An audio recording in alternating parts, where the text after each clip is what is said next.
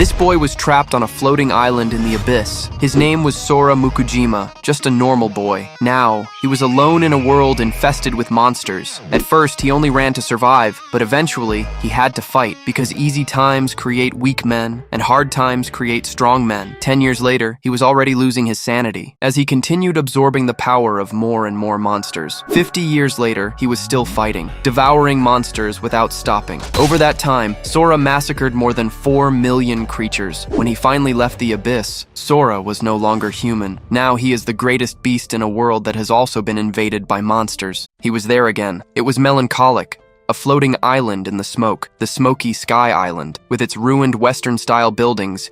It was as if no life had ever existed there. He noticed something there was human. That man stared at him and dispelled the smoke, telling the boy to come. He said he would be waiting for him at the edge of the abyss. The protagonist then felt a connection. Waking up startled in his bed, he muttered that it was the same strange dream again. But someone shouted that he would be late, and Sora replied that he was on his way. The young man felt he knew that man from his dream, and the abyss too. He wiped the mirror clean, wondering if he had been studying too much lately. Sora spit out the water, and his father looked at him, asking if he'd overslept. The boy asked his dad not to treat him like a kid since he was 15. Sora grabbed the mouthwash. He complained that if they didn't live in such a small apartment, he wouldn't have to see him naked every day. His dad said when he got rich, he'd let them live in a huge house. Then he and Riku would have their own rooms. But Sora said he'd been saying that for 5 years. His father commented that life had gotten easier since Riku joined the defense forces.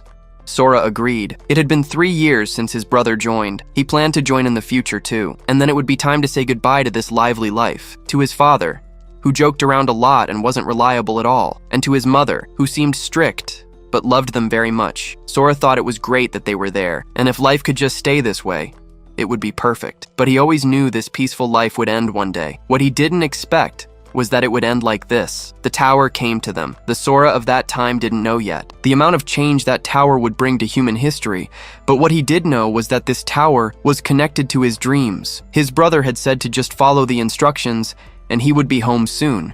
He promised in a weak voice. That was the night they lost contact with his brother. The news said there would be no problem as long as people stayed home, but it wasn't long before the broadcasts stopped too. And now the same information was repeated over and over on the radio. Then the order came to evacuate to a shelter. His mother left a letter for his brother when they went to the evacuation shelter. Everything they saw on the way seemed to point to one thing. The soldiers passing in their vehicles had expressions of despair on their faces. Their vehicles were covered in horrible claw marks, and from inside them came a horrible, rotting smell. His father asked what was happening to the world. At the temporary evacuation shelter, the rooms were packed with refugees, yet almost no one spoke a word. It was as if everyone was just waiting for their lives to end. His mother called her son, and Sora followed her. But even in the silence, there were troublesome people, and they did everything to make their presence known. One grabbed a child's hand, asking how he dared to steal his bread. The boy tried to argue that he didn't steal it. They had only given 1 loaf to each person, so the man had probably already eaten his own, but he kicked the boy in the stomach. Everyone there wondered if no one was going to do anything about it. That man just laughed, saying he wasn't full yet,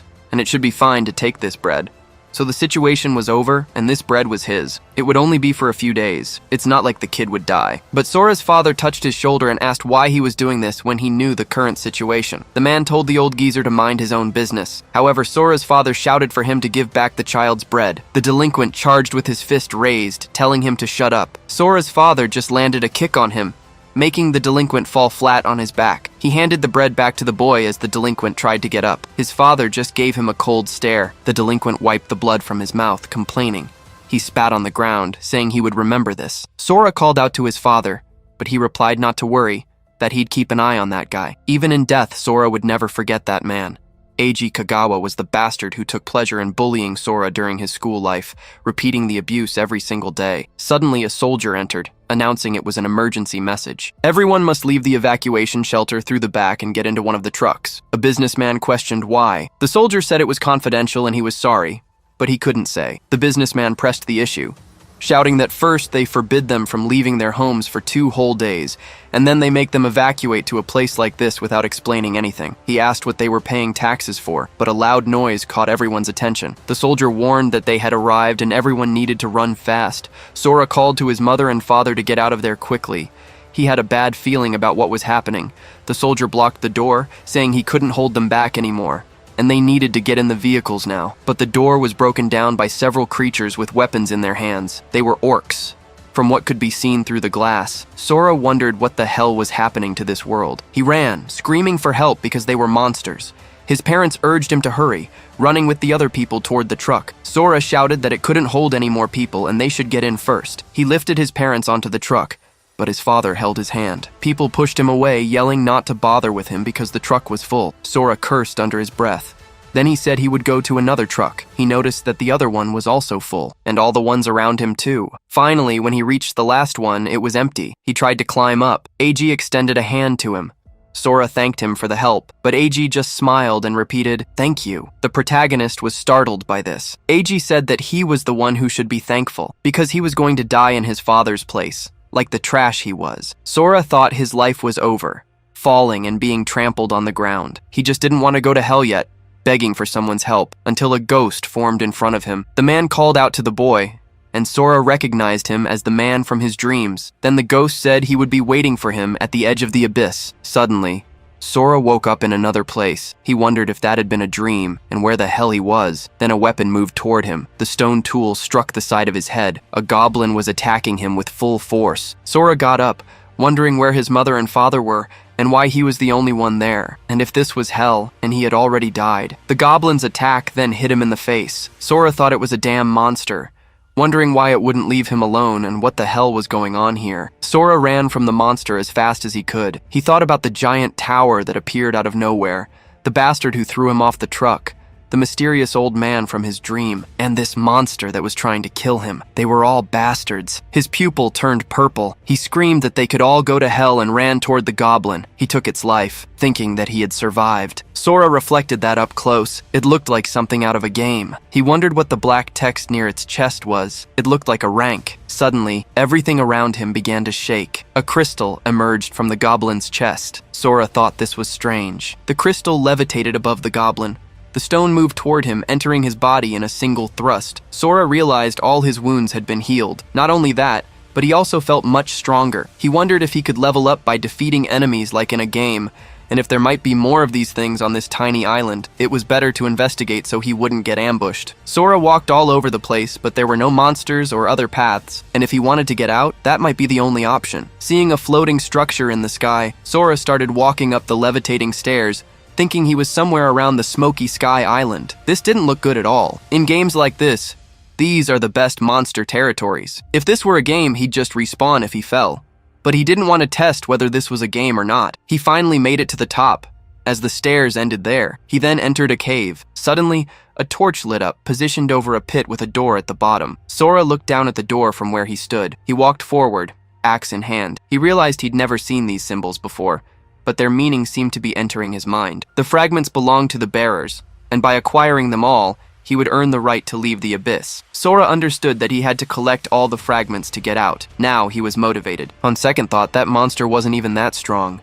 He was going to survive and get out of here. He opened the dungeon door. The first layer of the abyss was a 900-meter area, and the number engraved on that monster's body was a 1. The second layer was double the size, and one of the monsters had the number 2. The third was triple, and one of the 4 monsters had the number 3. The fragments were only found on the bodies of the numbered monsters, and they were the key to advancing. The higher the number, the stronger the monsters would be. The most worrying part was how difficult it was becoming to find more keys. The size of the area doubled each time he advanced, as did the number of monsters, but he was also getting stronger, striking one of the monsters with all his might. As Sora climbed through the layers, the variety of monsters kept increasing. On the 12th floor, he found the monsters that had attacked the shelter that day, but now, they were no match for him. There were so many monsters now that his senses began to dull. He reached the 21st layer with 1 million monsters. When he reached the 30th floor, the number of monsters had already climbed to 500 million. Finding the keys was like finding a needle in a haystack. Some of the numbered monsters were protected by groups of other monsters,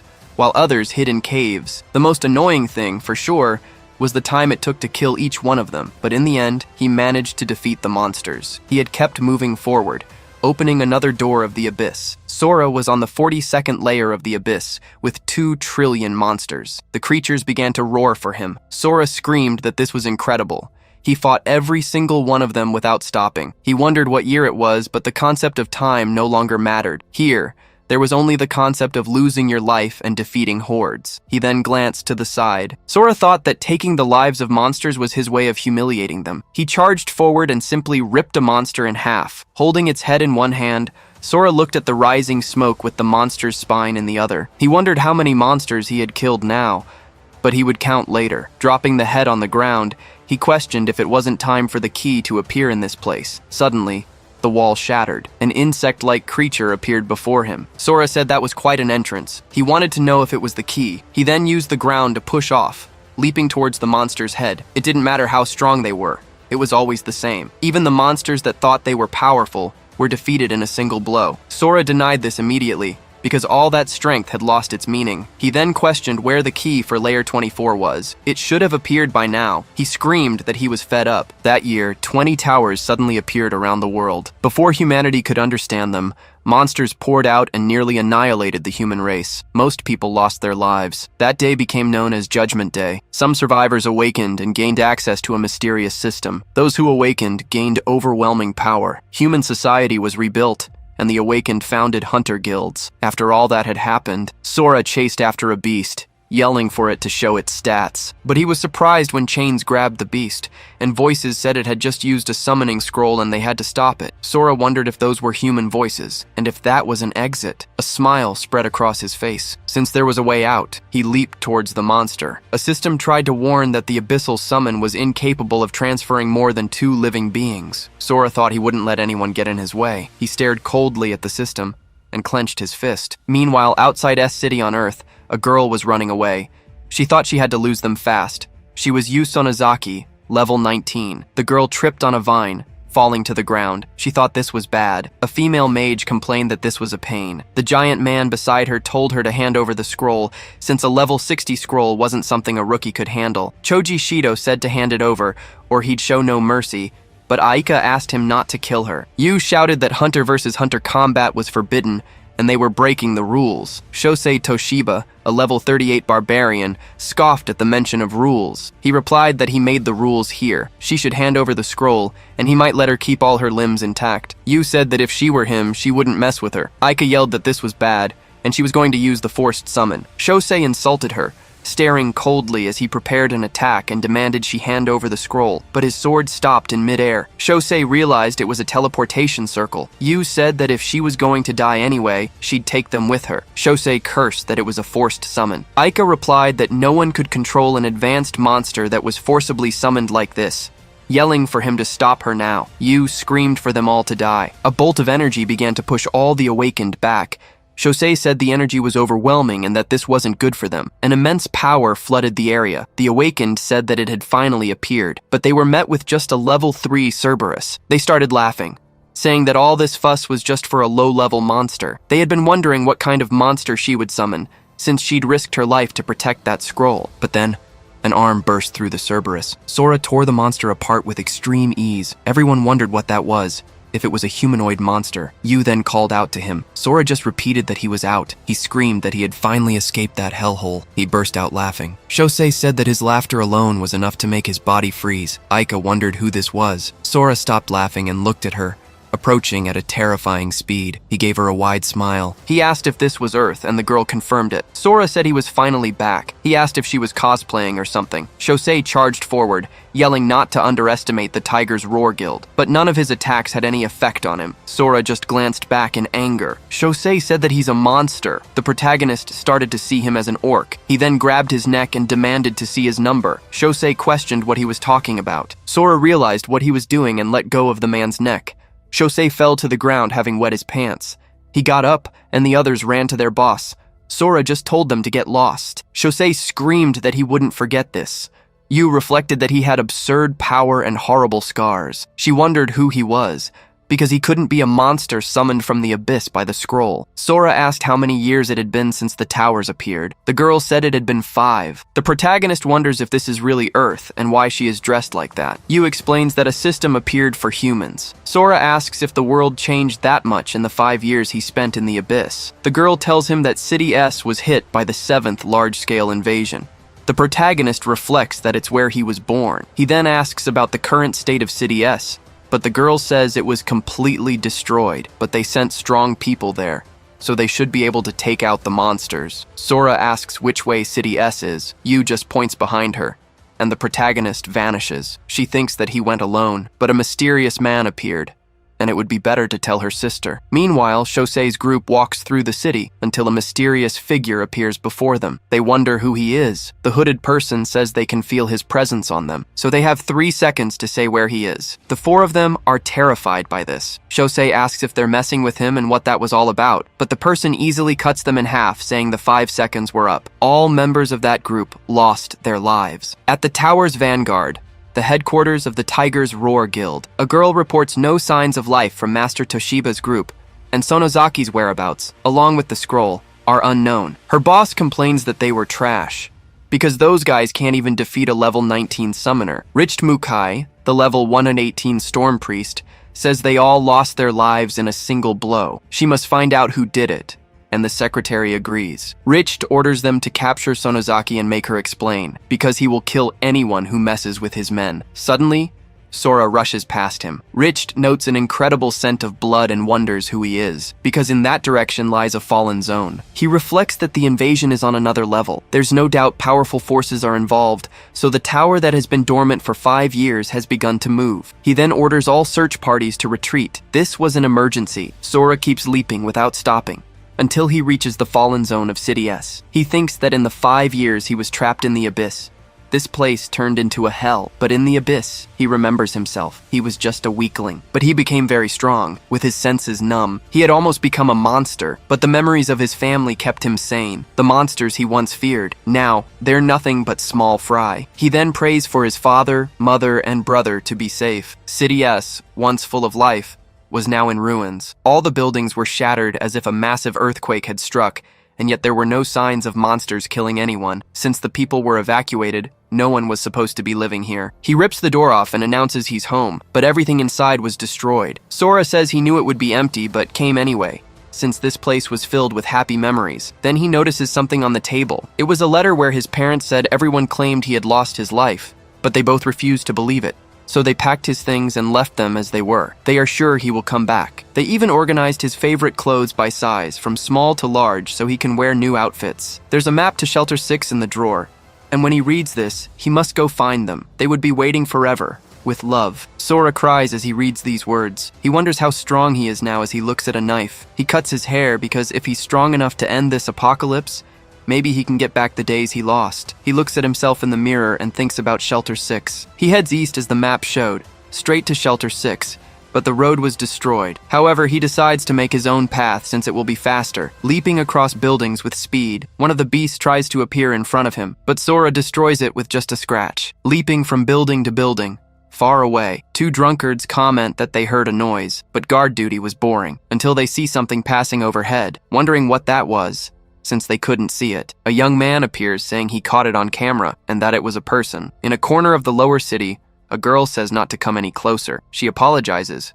saying she only came here to look for food, but the hunters say she's very pretty, and it's been a while since they've seen a woman. AG licks his lips, telling her not to worry because they're nice guys. He'll take good care of her, and the girl begs him not to. AG approaches, telling her not to be afraid. He's going to be gentle, and it would be a shame not to enjoy her. Until Sora appears, saying that some things never change, calling them trash for this. AG asks who's there, and warns him not to interfere if he wants to get out of this okay. He then orders his subordinates to get him. The 2 run, telling the protagonist to go to hell. Sora just stands up and slaps them in the face, taking their lives with just a couple of slaps. A sword approaches his face, but Sora grabs the adventurer's arm and breaks it immediately. AG asks who the hell he is, saying he's part of the Tiger's Roar Guild, and if he touches him, the guild won't let it slide. Sora simply calls out to AG Kagawa, asking if he's forgotten the face of the guy he killed. AG recognizes him and asks if he's Sora, because that was impossible. Sora just stands before him. AG asks how he is still alive. The protagonist laughs at this,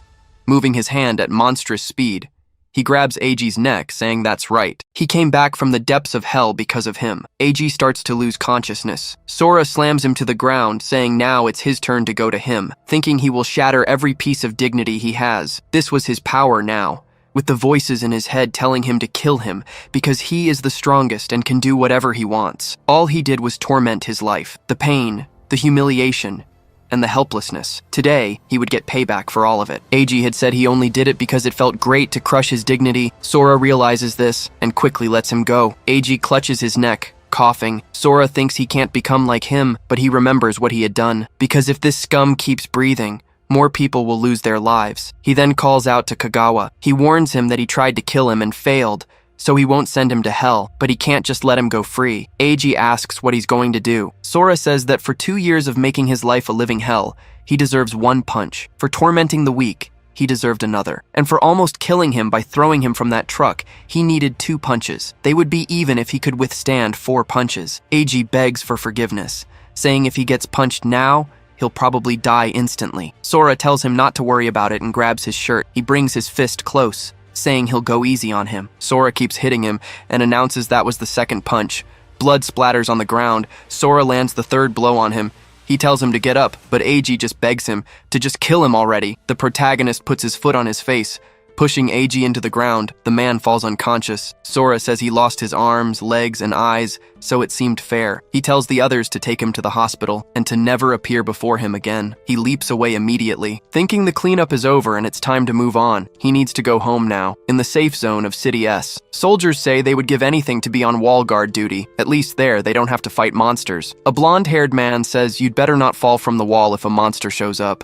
They have to stay alert because you never know when one might appear. This is First Lieutenant Tanji Kagura, level 31. Shoki Matsura says this is a safe zone, and monsters rarely appear here as long as they stay vigilant. However, several creatures then break through. It was a level 45 Kraken spawn, a shell type. The soldiers start firing at it, but this only enrages the monster further. One of the soldiers complains that their weapons are useless because its level is too high. The monster then moves in for its next attack. Tanji yells for them to scatter. Now! But the Kraken spawn slams down, cutting soldiers in half. One of the soldiers screams Shun's name. He yells at the damn octopus to go to hell, swearing he's going to wipe it out. The fight against the Kraken spawn continues. The man approaches it with the box. The soldiers keep firing relentlessly, but suddenly they wonder if it has stopped attacking. The Kraken spawn just looks up at the sky. Everyone is surprised by this. Tanji asks if it got scared or something. The monster uses its tentacles to curl up into a ball, then just turns towards the sky. The soldier says he doesn't know what scared it, but this is their chance to win. He throws the explosives, telling it to go to hell. A massive explosion engulfs the octopus. The soldiers wonder if they manage to kill the thing, but the octopus remains coiled up in its tentacles, looking at them without a scratch. The soldier screams that this is impossible. A claw lunges toward the soldier, but Sora smashes the monster's head into the ground. The soldiers are left confused. Tanji says the monster got scared because of that guy on top of it. Tanji says he killed a monster that survived an explosion with a single attack. There aren't many S-rank destructive powers like that, and he thinks he's never seen this guy before. He has to find out who he is, no matter what, using his inspect skill. Tanji is shocked and says it's no use. He can't see his information.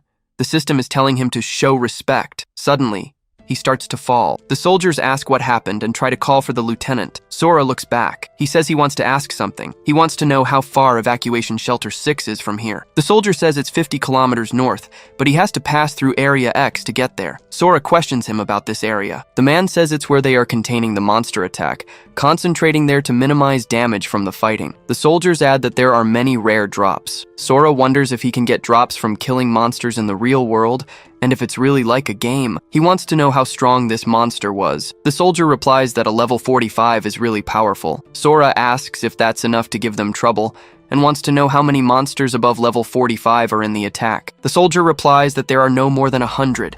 If there were many monsters like this, humanity would have been extinct long ago. Sora replies that he understands and thanks him. The soldier is left speechless, trying to call out to him quickly. He then says this might not be a reasonable request, but he asks him to go to Area X. If they have a strong hunter like him, he's sure many lives could be saved. Sora says the shortest path to Shelter 6 is through Area X, and the soldier confirms it. The protagonist agrees, and the soldier asks if he's going. Sora says that as he passes through Area X, he'll defeat any monster unlucky enough to cross his path. In the military camp near the front line, the captain sighs, looking tired. A soldier tells him he's finally awake. Tanji asks how long he was unconscious, and the soldier replies it was for 10 minutes. The recovery items dropped by the monsters worked instantly. Tanji asks about the man who saved them earlier. The soldier replies that he went north. Tanji repeats, "North?" He tells him to wait and repeat what he just said. The soldier says he was heading back to evacuation shelter 6. Tanji asks if he's going to pass through area X.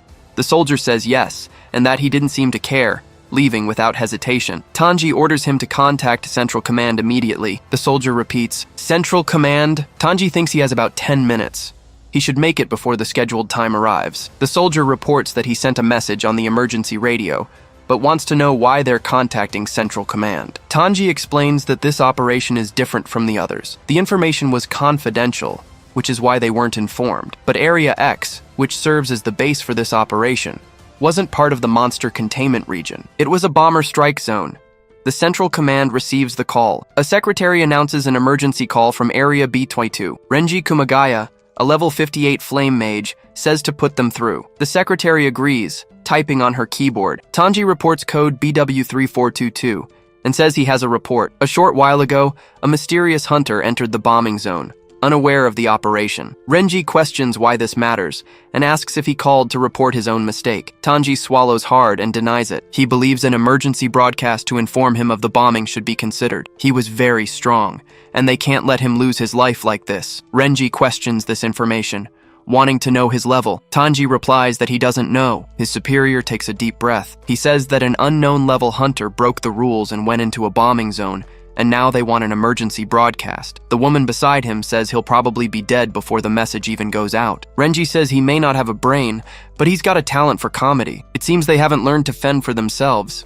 It wasn't his place to interfere with subordinates, but if he reports to his superiors that he obstructed the operation's progress, he will be held responsible. The woman beside him, Mi Tonosaki, level 73, wonders if he's really going to hinder his own subordinates while they're facing such a powerful enemy. She thinks he's a complete idiot. Even so, Kagura, who was trained so carefully, was trying to save a stranger even if it meant abandoning the operation. She wonders just how powerful this guy was. Tanji waits anxiously for the transmission. Mi thinks for a few seconds. She calls for Lieutenant Kagura, trusting that he has no intention of interfering with their plans. But if he doesn't give a convincing reason, she will personally bring him before a military tribunal. Tanji is startled and repeats her words. Mi wants to know if that would be satisfactory for Major Kumagaya. He just scoffs in anger, telling them to give him a reason he can accept. Tanji says he defeated a level 45 baby kraken with a single attack. Mi is stunned by this. She says that means he's more powerful than an A-rank hunter, and wonders if he's an S-rank from the army. Renji replies that it's impossible, as all S-ranks are away on missions, and there's no confirmed signal in B22. He wants to know why he doesn't know his level, and if he shouldn't have been able to see it with the inspect skill. Tanji says that, about that, he couldn't see his level. Mi is shocked. Tanji replies that it's shameful, but after using his skill on him, he lost consciousness due to information overload. This means his level is at least 100. Everyone falls silent. Renji says it's true that this level of strength is rare, but it's not a reason to stop the operation. Nobuo Yuasa, a level 33 mage, agrees, as they can't abandon their military responsibilities for uncertain reasons. Thousands of troops from different units are involved in this operation, and there are enough troops to completely surround the bombing zone and the buffer zone. The original plan was for after the bombing. The soldiers in the garrison zone would defeat any monsters that scattered, but if an emergency broadcast is made, those monsters will react to the sound and gather in one place all at once. If that happens, the area will fall in an instant, and thousands of soldiers will lose their lives, saving one life in exchange for the lives of tens of thousands of soldiers. Even if he's an S rank, it's a risk they would never take. He apologized. Tanji is stunned by this. Mei also remains silent, but she says that in that case, she will reject his request, as they can't waste the efforts of so many people for the sake of one man. That was the final decision. The connection ends shortly after. The soldiers look down at the phone, dejected. Tanji then lowers the phone. A soldier tries to call out to the lieutenant, saying he did what he could, but Tanji just clenches his fist in anger, saying that this is how it has to be, and what matters is the bigger picture. The soldier looks at the lieutenant, noticing the keys on his belt. He snatches them. Tanji asks what he's doing. He tells him to get back here right now because the bombing is about to start. But the soldier says there are still 6 minutes left. There was still time. He heads for a car. Renji shouts, asking if Private First Class Shoki Matsura wants to be court-martialed and ordering him to come back now, but the car continues to speed away. A soldier beside him asks if they should bring him back, but the lieutenant pulls down his cap and says it's all right. He made his decision. He knew what he was getting into. Shoki thinks to himself that he has to make it in time. What Matsura didn't know at that moment was that the man he was trying to save would become the hope for humanity, splitting a high-level monster in a single blow. Shoki complains that he's lost his trail, wondering where the hell he went. This was the fastest route, and he still had 4 minutes. He figures if he can't find him, it means he's moving faster than the car. Area X was just ahead. If he uses the megaphone, the man should be able to hear him, but that would also alert the monsters. With less than 2 minutes left, Shoki turns on the megaphone, deciding it doesn't matter. He then sighs into it, activating the loud broadcast. He thinks of himself as a disgrace to the army. Then he takes a deep breath, looks at the megaphone, and shouts that he's the soldier he helped earlier. "This area is about to be bombed. You need to fall back now." He repeats the call to evacuate, and Sora hears him. He questions the area being bombed and realizes that's why there were no other hunters around. The monsters themselves aren't a threat, but he doesn't know if he can survive the heat of the blast. He has to avoid unnecessary risks. That soldier risked his life to come all the way here and warn him. He can't let him die here. Shoki wonders if he heard him. In the final minute, all the monsters turn in his direction, stomping on the ground. Shoki realizes the monsters were truly drawn to him. He turns the steering wheel, saying he needs to get out of there. He speeds up as the final seconds tick down, yelling that he's still there, but one of the monsters falls to the ground. Sora then knocks on the window. The soldier says, "Thank God you're alive!" Sora wants to know what he meant about this area being bombed, but Shoki realizes there's only 1 second left. He screams, "Time's up!" The soldiers begin to drop the bombs from the planes. Everything in the city starts to be destroyed. Rocks fly towards the car. Sora moves quickly, and a rock rises from the ground. It flies out and blocks the other rocks. A secretary calls the Major General, informing him that the bombing has been completed. Renji orders her to determine how many monsters were eliminated and where the survivors are heading. The secretary reports that the drones detected no signs of life, and a soldier asks where the monsters fled. The woman explains that they are still inside the bombing zone, and the ones in the middle are completely unharmed. "That can't be," Renji says, demanding to see the drone footage. The secretary continues typing, quickly bringing the image up on the main screen for everyone to see. They wonder if it's a shield and if the monsters made it, but they recognize a person in the middle of it all, wearing a hood and standing on top of a creature. Renji says the drone was attacked by a monster. That creature then lets out a roar into the sky. The transmission begins to cut out. One of the creatures crushes the drone in its hand. The secretary announces they've lost all communication with the drone. Mei says they were told this wave of attacks would be different, but she wants to know what that was. They know they're being watched by drones. Nobuo grits his teeth, shouting for all soldiers to be evacuated from the garrison area. Mei completes the order for a full withdrawal, telling them to hold the walls. The secretary says they aren't heading for the walls. Everyone is startled by this. Mei asks where they are going. The woman replies that they are heading to Area B-22. Mei realizes that's where the mysterious hunter went. She orders all remaining drones to Area B-22, saying they need to find out what stopped the monster's advance. The monster area falls silent. Shoki asks if the bombing has finally stopped. He was alive, after all. He celebrates being alive in that moment. Sora says it's too early to celebrate. If he's alive, then so are the monsters, and they were heading their way. He quickly changes his focus and tells him to get down as something was approaching fast. Shoki asks if it's a military drone. The monsters had attacked the drone, something that had never happened before. Sora looks up, telling him to save the surprise for later. He sees dozens of giant monsters in front of them and says they have to get out of that area immediately. Shoki looks at the sky, astonished. He sees the level of all the monsters. He says they are the highest level group in this attack and their leader is level 90. Plus, they don't have a single scratch from the bombing. It was over. They were going to die here. But Sora replies that they are both unharmed too. And if a bombing can't defeat them, he'll just beat them until they can't take it anymore. He tells him to hide in the jeep and then charges forward. Sora scales the monsters, easily defeating each one in his path. The level 90 creature moves its arm, but Sora stops the attack with just one hand, looking coldly at the monster. That creature moves once more, only to be pulled down. Sora leaps as high as he can. The monster senses the power that was coming. The protagonist's strike just gets closer, hitting the creature's face. Its head is disintegrated and falls to the ground. The protagonist comes face to face with the hooded figure, seeing the person on top of the monster. He says he didn't sense his presence. The hooded figure says, "Finally." Tentacles emerge from his hood, moving and touching the monster. The man says he's found him. He calls him the seed of the abyss and says the thief must return what is his. Sora asks what he's talking about. The man responds that for the crime of taking another's power, he must pay with his life as an attack approaches. The claws move towards Sora, but the protagonist just catches them in his hand. He says if this is all he has, he won't be able to take his life. An attack comes from above him, with the giant monster slamming its palm down on the protagonist. A drone films this from above. The man thinks that Odin's crow is watching, but dismisses it as a human-made imitation. Sora holds the claw and gets the man's attention, saying that if he wants to take his life, he'd better attack more seriously. He then moves his spear, approaching the monster's body, but it begins to vanish. Sora wonders if he disappeared. The man says it's disgusting to be watched by these repugnant humans. These low-level creations disgusted him. He points a finger at the drone. One of the monsters smashes the drone with its feet. The man then orders them to take down all observers. In a building far away, a soldier complains that his drone was destroyed. He thinks he managed to complete his mission somehow. The reason the monsters changed their path was this guy, a hunter who faced the entire attack alone. He says he needs to inform the commander about him, until something hits the door. The soldier dodges, saying they've been found. Then he lets out a scream of pain.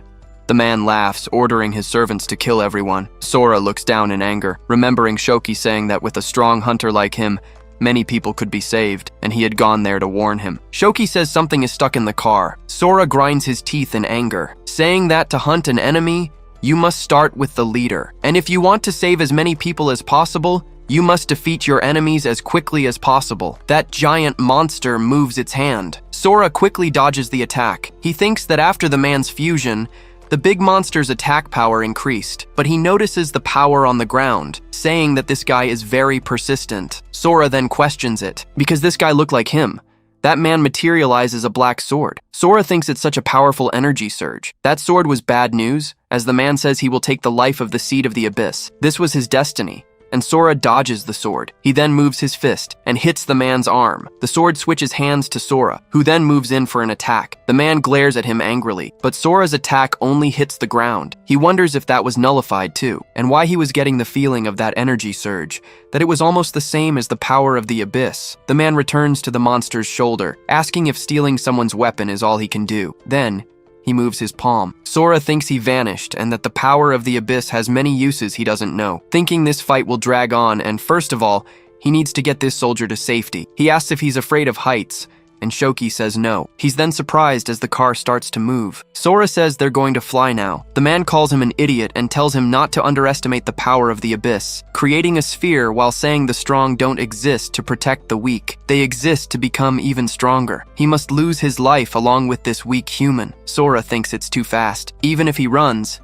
it will catch up, and in that case, he'll just crush it, leaping toward the sphere. Sora then moves his fist, hitting the sphere and wondering if it worked, but he notices there was no impact and that it was the real body, until he hears a scream behind him. That abyss power then hits the car. Sora tells him to get out of the car, now. Shoki says not to get close, but the energy tells the pitiful lamb not to be afraid. The protagonist then looks down. Those spikes pierce the car, saying it will take him home. Sora steps on the spike, saying, "This is bullshit." The man gets on the car, telling him not to get worked up. Sora grabs a part of the spikes. The abyss energy says he hasn't lost his life yet, and was even going for him, using necromancy on the body. The man says watching everyone you care about lose their lives in front of you is the beautiful destiny of the seed of the abyss. Sora just looks at him coldly, asking if he also takes pleasure in trampling on people's dignity. The man laughs while controlling the energy, saying there's no need to state the obvious, then uses the obsidian storm. The blows hit Sora's body and clothes. He questions if that's all there is. That energy then explodes on him. Sora readies his fist, saying that scum like him disgust him. He moves, breaking the spikes in his path with a punch. Sora charges forward once more, grabbing Shoki's body right after, but the soldier had a dark look on his face, attacking Sora with consecutive blows, while he just thinks about apologizing for getting him involved in this. The man stops behind Sora. Then the protagonist lunges at him with a ready strike. The man says it's useless. He's a novice who doesn't even know how to use the abyss power and can't even dream of defeating him until he's hit by a punch. Sora throws the man far away, making him hit the ground, then says he's no match. The giant creature moves in front of him, with the man saying it's impossible. He had actually hurt him. Sora says that people grow, and charges forward again. The man replies that this is bad, then climbs onto the giant monster's shoulder, saying that just by watching his movements, He learned to control the power of the abyss and wants to know where he went. But Sora appears behind him with his fist ready. That man leaps away, saying he's stronger than he thought. Sora says he can escape him, but let's see if he can escape this, destroying his monster. That monster is split in half by the attack. Sora notices it rejoining and thinks it's that technique again, so he'll aim for the real body's core, grabbing a sphere of black energy. He pulls it upwards, telling it to be crushed now. The monster says there's no way that happened. Then the sun begins to light up the area, burning away the abyss energy, and thus turning the monsters to pieces. Sora turns to the man, saying he's next. That man prepares a sphere of power, saying he'll remember this, activating his shadow unit. Several monsters approach with bloodlust, heading towards the sphere. That blood energy goes to the man. Sora defends himself with his arms, and his clothes are torn. He is then surprised, seeing that the man had fled. He then wonders if he used a technique like that just to escape, complaining that his clothes were destroyed. But it's a good thing the photo of his father and mother was intact. He opens the car door, saying this guy probably has a family waiting for him too, taking the necklace he was wearing. Then he buries Shoki in the ground. Sora says he'll take it with him. There's no way that guy was the end of the shadows. He absorbed too many, so he could attack at any moment. The protagonist remembers him saying he would watch everyone he cares about lose their lives in front of him. It was his beautiful destiny, as Sora reflects that he can't let him reach the evacuation shelter first, leaping right after, because he has to get there as fast as possible. He moves away from Area X. Other drones advance there. May tells the squads to check the area carefully, make sure not even a rat gets through, and remain on high alert. Other soldiers climb the mountains. One of them calls the director and says the monsters have already been defeated. May says she knows that, looking at the area with concern, while reflecting that they had already been destroyed. May orders them to check the drone data and report any and all information, reflecting that there are clear signs of battle, and the strong hunter Lieutenant Kagura mentioned had survived the bombing and wiped out the wave of monsters. Until someone calls for the director, saying that this drone's memory card was still in good condition and they will view the information now. May says she'll take a look, reflecting that Private First Class Matsura went to the bombing zone and the person next to him must be the strong hunter. Those soldiers approach the body. One of them looks at the items on the ground, noticing a special energy potion, an ancient A-rank royal dagger, and an unidentified golden cube. Another soldier asks what he found. That soldier clumsily hides his items and says it's nothing, but his superior tells him not to lie, climbing down right after, and asks if this dropped from the boss, as they look like rare items. Taking items obtained by the unit for oneself is a crime, and he knows what he has to do. The young man looks at the items in his hand, asking how they were going to split it. His superior tells him to relax because the only thing he wants is the cube. That soldier says no, because it's certain there's a legendary item in a box like this. However, his superior touches his shoulder, telling him not to get the wrong idea, as he has no choice. He's left with the cube as the young man walks away. He thinks he's finally obtained a golden relic. At Evacuation Shelter 6, Sora says he's finally arrived. Looking up at the walls, he reflects that they haven't been attacked yet. Some people look back, noticing Sora walking around shirtless. He reflects that he doesn't feel his presence nearby, and in fact, he doesn't sense any strong presence. But if no one strong protects this place, it'll be destroyed sooner or later, until a monk stops in front of him. Sora wonders if he's blind. The monk says he has a strong aura, and that the boy must be from the outside. Sora confirms all of this. The monk laughs, saying it's a relief. He has no ill intentions, and just wants to buy information about the outside world. Having the information he desires would mean a great deal to him. Sora wonders if that's the currency used there, and says that if it's something he knows, he'll answer. The monk agrees, but the protagonist says that before that, he'd like to ask something, because a monk calling him Your Excellency must be an act. The monk says he saw right through him, and that this outfit is just a hobby. Sora asks if hiding his eyes is a hobby too. The monk thinks he's a troublesome guy, saying that he recently contracted an eye disease. Sora thinks to himself that even with the monk's eyes covered, he can feel a terrifying light coming from them. He must have his reasons for hiding his power. It seems a wolf in sheep's clothing is hiding in the shelter, so he asks what the monk would like to know, and the monk says it's finally his turn to ask. He'd like to know what's happening outside. After all, they've gathered armed soldiers on the walls and must be gearing up for battle. He's sure the general public hasn't noticed, but he heard explosions outside, so he wants to know what was going on. Sora says he's not sure, as he was on a task when he heard an explosion from the southwest and got scared. The monk thinks he's also hiding his power, but he thanks him, saying he helped a lot. And Sora replies that it was nothing. Sora wonders if the monk is out here alone, following such vague leads. He wants to know how many fighters of this caliber are around, and he can't cause a scene either. Besides, They're letting someone as suspicious as him walk around freely. Maybe humanity's guard is down because they're facing the same enemy. Sora goes to a clothing store, thinking he bought some new clothes with the money the monk gave him. Now it was time to look for his parents. He's going to start the old-fashioned way, calling out to a young woman nearby, asking if she recognizes the couple in this photo, but the woman gets scared right away, saying she doesn't know them as she backs away. Sora thinks she reacted as if she'd seen a ghost, and he wonders if everyone here is on edge, until he sees a delinquent who calls out to the protagonist right after. Sora asks what he wants, letting his aura flare. The delinquent says he doesn't look like he's from around here, and he's going around bothering people with a photo in the middle of the night. Sora asks if he knows these two, and the delinquent says he was bothering everyone, but he wants to know why he has a picture of them, and what he wanted with them. Sora replies that he's their son. The delinquent asks if he was the boy with black hair, backing away and asking if he's kidding, but a truck suddenly loses control,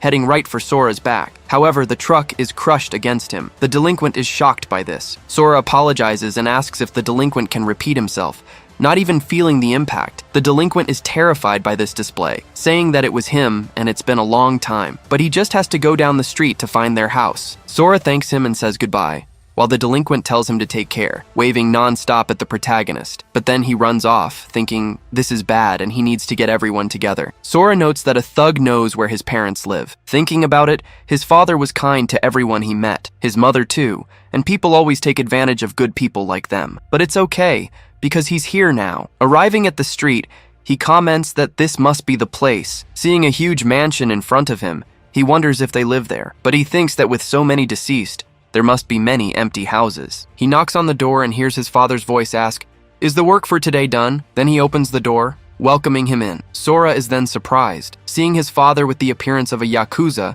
who doesn't recognize him. Sora says it's him, his son, and repeats his name. His father is completely confused by this. They both sit down at a table. His mother enters the room, apologizing for the delay. She asks if they've talked. The father says yes, but he can't believe it, since he's a completely different person from the Sora they knew. In moments like these, they need that. Sora asks what that is. His father says it's an exchange of secrets between father and son. He adds that he doesn't want to expose this to his wife, but if Sora doesn't give the answers, he won't get out unscathed. If he says anything suspicious, the assassin will take care of him. Then, someone in the ceiling says they understand. Sora reflects that his father has a henchman and is still cautious, but with security this tight, he can relax. So his father asks if he accepts. Sora thinks the henchman should be careful, because he's about to hear things he shouldn't. Saying that every weekend, his father had cooking classes with the housewives support group. His father wonders how he knows that. The henchman reflects on this, picturing his boss. Sora adds that he also had secret ballet lessons every week. The henchman then imagines this scene. The father is surprised and looks at the henchman. He gets scared. Then the energy in the room grows heavier. The father says that may be true, but you don't have to be his son to know that. Sora asks, "How about I say something about your family?" The father wants to know if he really knows something like that. Sora confirms and tells him not to say he wasn't warned. His father tells him to go ahead, completely apprehensive. Then the protagonist says that the Japanese sword was just a replica. The henchman reflects on this information. His father tells him not to be ridiculous and asks if he has any proof. Sora replies that the hilt has his brother's bite marks on it. The henchman wonders if those weren't from when the family head was tied up, then bit the blade and defeated 38 people. Sora draws the blade from its sheath. The henchman thinks he talks a lot, but is sure his real goal is to catch the boss off guard and attack. Sora presses the tip of the blade against his hand. Saying that, it also retracts. His father calls him an idiot, hugging him and saying he thought he had lost his life. It really was his Sora who was home, and if he only knew what they'd been through. They searched everywhere for information about him, and before he knew it, he ended up becoming the boss. Sora says that now the boss is in tears and asks if he can tell the person upstairs to come down. His henchman reflects on the head of the family, who has lived his whole life surrounded by blood. He's never seen anything like this before. Moreover, seeing someone who values honor above all else in this state, he thinks he needs to get out of there and beg for his life, until Sora grabs his foot, asking him to wait, because his father said he wants to talk. A few minutes later, the four of them are sitting at the table. His father says that of all the guards, Ochiai was the biggest gossip. Sora replies that if this gets out, it will have been all his fault. Ochiai promises he won't say a single word, thinking that there's no doubt they really are father and son, but the mother tells them not to threaten him. Ochiai turns to the madam, moved. However, she says he better not say a single word. Ochiai lowers his head in agreement. The father says he was so happy Sora didn't mention farting or snoring in his sleep, but the mother points out that he just brought it up himself. Sora thinks it's like he's just stepped out of the abyss all over again. He was home now, until the door opens. That delinquent from before calls out to his boss. "There's a white-haired kid looking for you," he says. He falls silent when he notices the protagonist there. Sora asks if he's talking about him. The delinquent suddenly gets nervous. Startled, he says,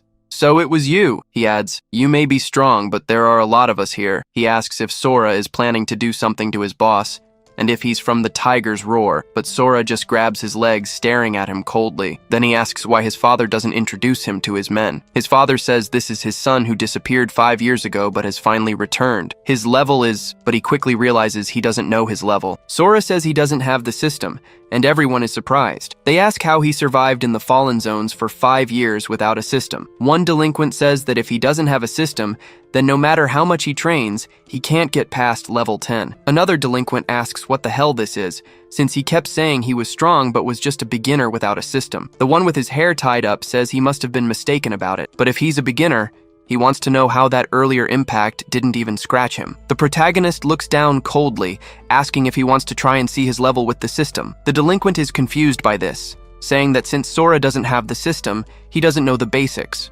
If you have the system, you can see monsters' levels, but you can't see others' levels without the inspection skill. His father says it's rare and few hunters have it, but the delinquent adds that the boss does. Sora asks his father to take a look, reflecting that he wanted to get some information about the abyss. Everyone gathers around the father as he prepares. Sora asks if his mother isn't going to check. She replies that more than that, she wants to stay by his side and already knows anyway. Everyone is surprised when they see Sora through the system. His father says that no matter how many times he tries, he gets the same result. He can't see any information. There could be 2 reasons for this. Either it's happening because Sora doesn't have a system, or his level is too high to see. But even without the system, he can still see his name. Besides, Sora survived for 5 years alone, so he'd be dead if he were a beginner. So his level is beyond his perception, and he wants to know what his son has been doing for the last 5 years. His mother says that either way, they should be happy. Sora was a strong boy. He must have gone through a lot to get back home. The protagonist calls out to his mother, almost in tears,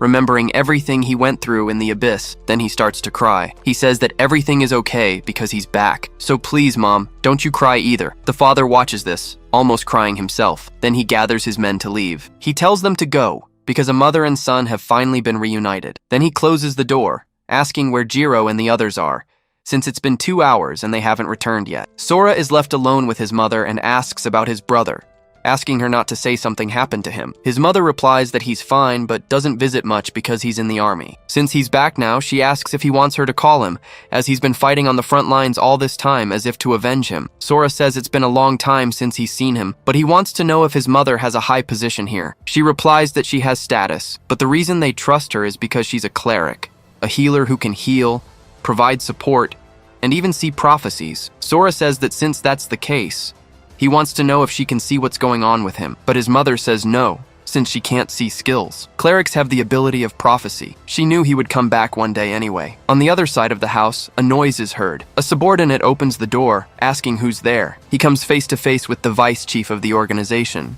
The chief welcomes Jiro Iwashima, the vice president of the United Guilds, but he asks, "What's with that look on your face?" He also asks if something happened, since he'd asked someone to keep an eye on things. Jiro says that just as he suspected, the tiger's roar is connected to the army. They delivered the monster carcass.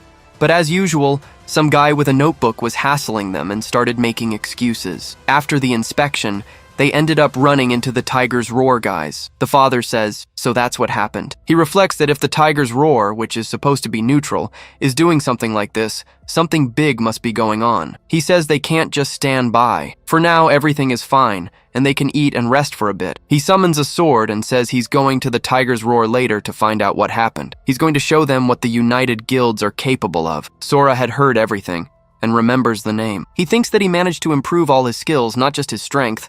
His senses became sharper, and he can even hear distant noises. He wonders if his father will try to negotiate with them, as he's a little worried. Opening the door as they pass in the hallway, he announces that he's going with his father. The delinquent wonders if he's going to get involved in this mess, thinking it might be a chance to see his true power. Jiro is confused by this, wanting to know who he is. The chief replies that it's his son, Sora, who disappeared 5 years ago. Jiro asks what his level is. His father calls out to his son, explaining that he can't read his system. Jiro sums it up. he's a normal person. He reflects that without the system, you're as good as dead and wouldn't last more than 3 days. It wouldn't be possible even with elite or survival skills, and without skills, you just become a burden to others. Jiro says that's great, but he just got back, so he should rest and leave this to them. His father agrees and says he can stay home with his mother. The mother says that's a good idea since she's barely shown him the house yet. Sora reflects that they think he's useless in battle, which is to be expected since they see him as a normal guy. And come to think of it, he still hasn't seen how this shelter really works. If there's a monster like he imagines, he needs to hide his powers so he doesn't drag his parents into it. Sora says that's fine then. The delinquent reflects that he can't miss a chance like this. Then the chief leads them on the mission. The protagonist just watches them leave from a distance. His mother says everything will be alright and he doesn't need to worry. It's been a while since their family has been together, and they don't want him in danger again. But she's serious. His father is very strong. Besides, she always uses her vision and says he'll come back safely. Sora says that's enough affection. He's not a kid anymore. He reflects that it's true his mother uses her vision to see the future, but they were talking about the guild connected to the army, which means his father is going to fight them. So he wants to know the current situation at the shelter and why the Tiger's Roar has a problem with them. His mother says that ever since Judgment Day, the guild was founded by the Awakened. His father started uniting the guilds and cooperating with the army in hopes of finding Sora. The union has been growing every day because everyone was touched by his story. Since then, the united guilds have taken care of everything, gathering supplies and defeating monsters while the army handles the tower. Besides, his father is a kind man. That's how they've kept the peace for the last 4 years. But even a few months ago, Tiger's Roar, a large guild from the 4th shelter, started showing up there. Since then, the conflict between them has never been resolved. Sora asks if the army is doing anything. His mom says their enemies keep getting stronger, and the army can't do anything about it. But Tiger's Roar is one of the strongest guilds. Any information about the tower was very valuable. Besides, they have a Woken chosen by a tower deity in their guild, and Ezra was like an ace up their sleeve. Sora asks about a tower deity. His mom explains they are the gods of the tower, and their power is literally equivalent to a god's for humans. If you pass the deity's challenge, you can become an Ezra. They're considered messengers of God outside the tower, and they also become its guardians. The largest number of Ezras are in Tiger's Roar, and the guild has practically taken over every area. The people there love their guild. Even though they haven't cleared a tower, they're the only ones suffering without an Ezra. Sora says the situation seems really bad, but if people love the united guilds, he wonders why they're acting like the Yakuza. His mom says it was just a personal preference. Sora is startled by this, but she just laughs, saying it doesn't matter since everyone is happy and full of energy. He was tired and should go take a shower. She tells him to call her if he wants his back washed, but Sora refuses, saying he can do it himself. His mom says he's really grown up, leaving the protagonist alone. He concentrates his abyss energy, thinking that his mother has left. He didn't think the situation was so serious. Still, he can't stop worrying, so he opens the window. Then he leaps away. His mom watches this from another room. She mutters that she told him to rest, but as always, kids are stubborn. Sora's father, Sakuya, was heading to the Tiger's Roar Guild with members of the Union Guild. Meanwhile, the protagonist reflects that everything beyond the center was dark. This was good because it made it easier to find them. He could see where they were. But suddenly Sora wonders why he feels dizzy. Ever since he was strengthened by the Abyss fragments, he's never even had a cold. Then a voice calls out to the Seed of the Abyss and says it won't let him escape. The protagonist recognizes the voice of that guy. He wonders if the man is hiding his presence since he can't sense anything. So he really was in Shelter 6. He complains about the dizziness again. The voice repeats the same thing, saying it was because his soul had already been marked. Sora tries to strike him. He questions if it's an illusion as his hand passes right through the man. He wonders if it's a soul mark. The man just repeats the same phrase. Several lights illuminate the protagonist, asking what he's doing there at this time of night. Sora thinks he must have shouted and they noticed him. He leaps away from there, thinking the illusion had disappeared. He lands on the ground. The soul mark appears again, saying it won't let the Seed of the Abyss escape. He wonders if it disappeared because of the light. He decides to test it now, standing under a lamppost. Sora thinks he understands. If he stays in the dark for 7 seconds, the soul mark activates and he gets dizzy. If he loses his composure, the dialogue changes. He then imitates the man's voice. A woman thinks he's crazy, and Sora reflects that only he can see the man's face. Walking, he thinks that on the path of light, there's a piercing noise in his head. After a while, the mark disappears, and he stops seeing him. He hadn't seen it before because of the sunlight and the lights at home. So that must be it. as the soul mark appears again. Sora reflects that the man might be able to find his location. He could launch a surprise attack at any moment, so he can't let his guard down. But first, he has to find his father. He tells the man to shut up, while a woman gives him a strange look. Sora walks on without saying a word. A car passes in front of him, its headlights on. He confirms that it doesn't appear in the light. If it's like his mom said, the United Guilds are no longer useful to the army, so his father might be in danger. He doesn't know how many strong people are in the shelter, but there's no way the army would ally with the Tiger's Roar Guild just to stand by. There's a high chance they'll try to destroy the United Guilds. In that case, he will protect his mother and father, even if it means taking everyone's life. He stops in his tracks, wondering if they can really go back to those peaceful days. Then a crowd gathers in front of him. Sora says it looks like he's arrived at the right place. He wants to know how his father is going to handle the discussion. He remembers him saying that in a conflict, violence should be the last resort. A young Sora says he understands. He wonders if his father will wait until the last moment now. Then, Sora notices something. The executives tell everyone to get out of the way because it's starting. It's been a while since the chief drew his sword. The last time he left a scar almost 20 meters long on his opponent. Sakuya prepares his energy, telling Tsuchida to get out of there. He moves to face him, making an immense cut in the building. Everything in its path is destroyed. Sakuya continues to smile. The other guild members cheer at the sight. Sora is just stunned. Sakuya sheathes his katana, securing it. Sora taps an executive on the shoulder, asking if the chief has always been like this. He says the chief is known for getting into fights quickly. The subordinate asks if he didn't know, as his chief is famous for his quick temper. Sora questions if he doesn't say violence is the last resort. The executive comments that he said that at the beginning, believing the military would fix everything. A lot has happened since then.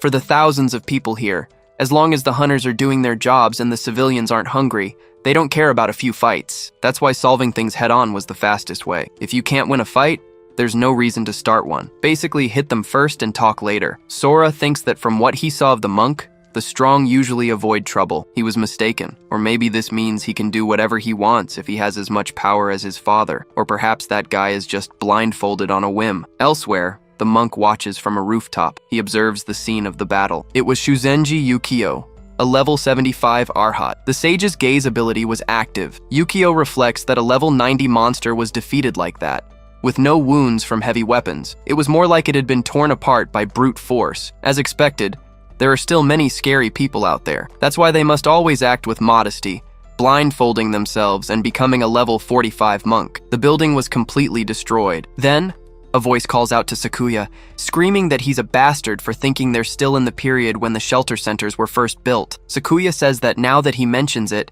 things have changed. But there are still annoying people like him. He should have taken his life back then. The man says to just do it now, or maybe he's too scared. Sakuya replies that he can't just let that comment slide. He draws his sword once more. The man trembles with fear. He thinks he's provoked him enough and it's time for him to show up. Or maybe it wasn't enough. He shouts that Sakuya is a mere coward who can't even use his own sword. They all need to become food for Tiger's Roar. Sakuya charges forward, calling him trash.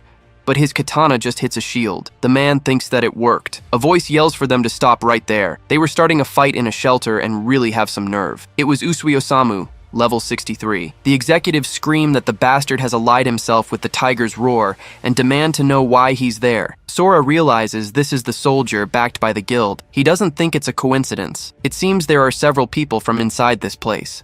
That guy being here right now is no coincidence. Both of them approach Sakuya. He realizes the military was supporting the Tiger's Roar all along. Osamu states that Article 15 prohibits fighting within the shelter's vicinity. The aggressor must be punished based on the consequences, with a minimum sentence of 15 days in prison. Or, depending on the case, public execution. He then asks if Sakuya will follow his orders. He realizes this was their plan all along, to provoke him. The moment he attacked, they would have a reason to arrest him. They weren't the least bit worried about their corrupt alliance being exposed. All that matters is pinning the blame on him. If he agrees to be arrested now, they'll extend his sentence indefinitely and kill him, making it look like an accident. If they lose him, the guild will be crushed by the Tiger's Roar. That said, he wonders why someone from the army would go so far to disrupt the balance here. He doesn't know their objective, but he won't go along with this. Not a chance. He says the officer has it all wrong. They weren't fighting. As the guild leader, he cannot accept being arrested for a crime without proof. Osamu says the gash from the sword cut is proof enough. Sakuya asks if he's kidding. That's not proof of a duel. It's just from an attempt to renovate the building. Osamu says he still doesn't seem to get it. He's the one who decides these things. And if he says it's a duel attempt, then that's what it is. That's why the moment he stepped in here, he had already lost. So he should obediently accept his arrest. The delinquent calls out to his boss, saying they won't lose. If the other guy wants a fight, they'll take it. But Sakuya tells him to calm down. They're also in range, so they'll shoot. He sees the level 63. Sakuya notes he has the speed of an assassin. It'll be hard to stop someone like that. As long as they use Ueda as a hostage, they can get out of this situation. He then draws his sword, and the two think, here he comes. Ueda uses his sword shield ability, thinking he won't let himself become the weak point. The defensive skills of an executor are different from other classes. They allow the user to analyze enemy attacks with precision. At this distance, he should be able to defend. His family can only defend against swords, but that's precisely why he can exert more power when fighting against one. With this, he can even block a strike from a level 69 warrior. A level 65. Samurai's attack is nothing against it. This shield won't break for someone like Sakuya. He then shouts for him to give up. Osamu asks if he'd rather behave or be tied up and thrown in a cell with his companions. He then asks what he will do. Jiro then calls out to his boss. Sakuya grinds his teeth, unsure of what to do, but then he sheathes his sword, moving it in front of him. Everyone is surprised and calls out to their boss. Osamu says he probably chose the wiser option. The others say they're underestimating their boss, and that earlier attack was just a bluff. Jiro realizes the signal was to prepare for a counterattack as soon as he brandished the sword. They don't know that the two of them have the same technique. Sakuya lets go of his sword. Ueda thinks it had disappeared, but Sakuya charges forward without the sword. The protector thinks it's no problem, as the shield was enchanted to protect against sword attacks. Sakuya suddenly draws the sword. Ueda wonders if he really thinks a shield that can withstand a level 70 player can be broken so easily. However, Jiro starts using his power, moving the stones on the ground. They gather at the tip of the sword, forming a hammer. The blow shatters the shield easily. Ueda realizes it was a crushing attack. Sakuya lunges at him once more. Osamu says he knows what they're planning. He rushes forward, saying that trying to attack him is the same as choosing to die. Jiro then tells him to stop, creating several stone spikes on the ground. Osamu notices it immediately. He says the kid's got guts to throw him like that, and that they should just kill him already. The soldiers start shooting at them. Jiro raises his fingers and activates his power, opening a barrier that protects Sakuya and Ueda. Sakuya thinks this is great. As long as they neutralize his movements, they can get out of there, but he can't get close to Ueda because he vanishes right after. Sakuya turns around. Osamu says that his subordinate's stone prison had locked him in the middle of the shadows, and the magical energy on Ueda's shield had a location marker. All of this fulfilled the necessary conditions to activate the assassin's skill, Shadow Trance. With that, they've lost their potential hostage. Their defeat is certain. He orders his subordinates to get rid of them. Sakuya is shocked. So is Jiro. Even the soldiers call out to their commander. Osamu asks what's wrong and why they're so surprised, with a hand on his shoulder. Sora releases his energy, saying he wants to know why they're surprised too. Osamu wonders who this guy is. Is he here to help Mukushima? He managed to get behind an assassin. He may not know who he is, but he's sure he's an enemy. The one who strikes first wins. He holds a potion behind his back. Ueda thinks it's the poison the tiger's roar prepared to defeat the level 90 boss. Then Osamu yells for him to get away. He then throws the 3 daggers. Sakuya screams his son's name. Ueda realizes that the poison will affect them too. The soldiers notice the purple mist, so they decide to flee because of the poison. Ueda thinks that he doesn't agree with this plan, but at least Mukushima's ally must be dead too. However, Sora just moves his hand. The poison mist begins to dissipate. Ueda wonders how he's still moving after being hit by a poison made to stop a level 90 boss. Osamu thinks it can't be. Sora has stopped the daggers with his mouth and is holding both of them by their shirts. The young man sighs. He drops the 3 daggers to the ground. Then he asks where they think they're going. Ueda grinds his teeth at this.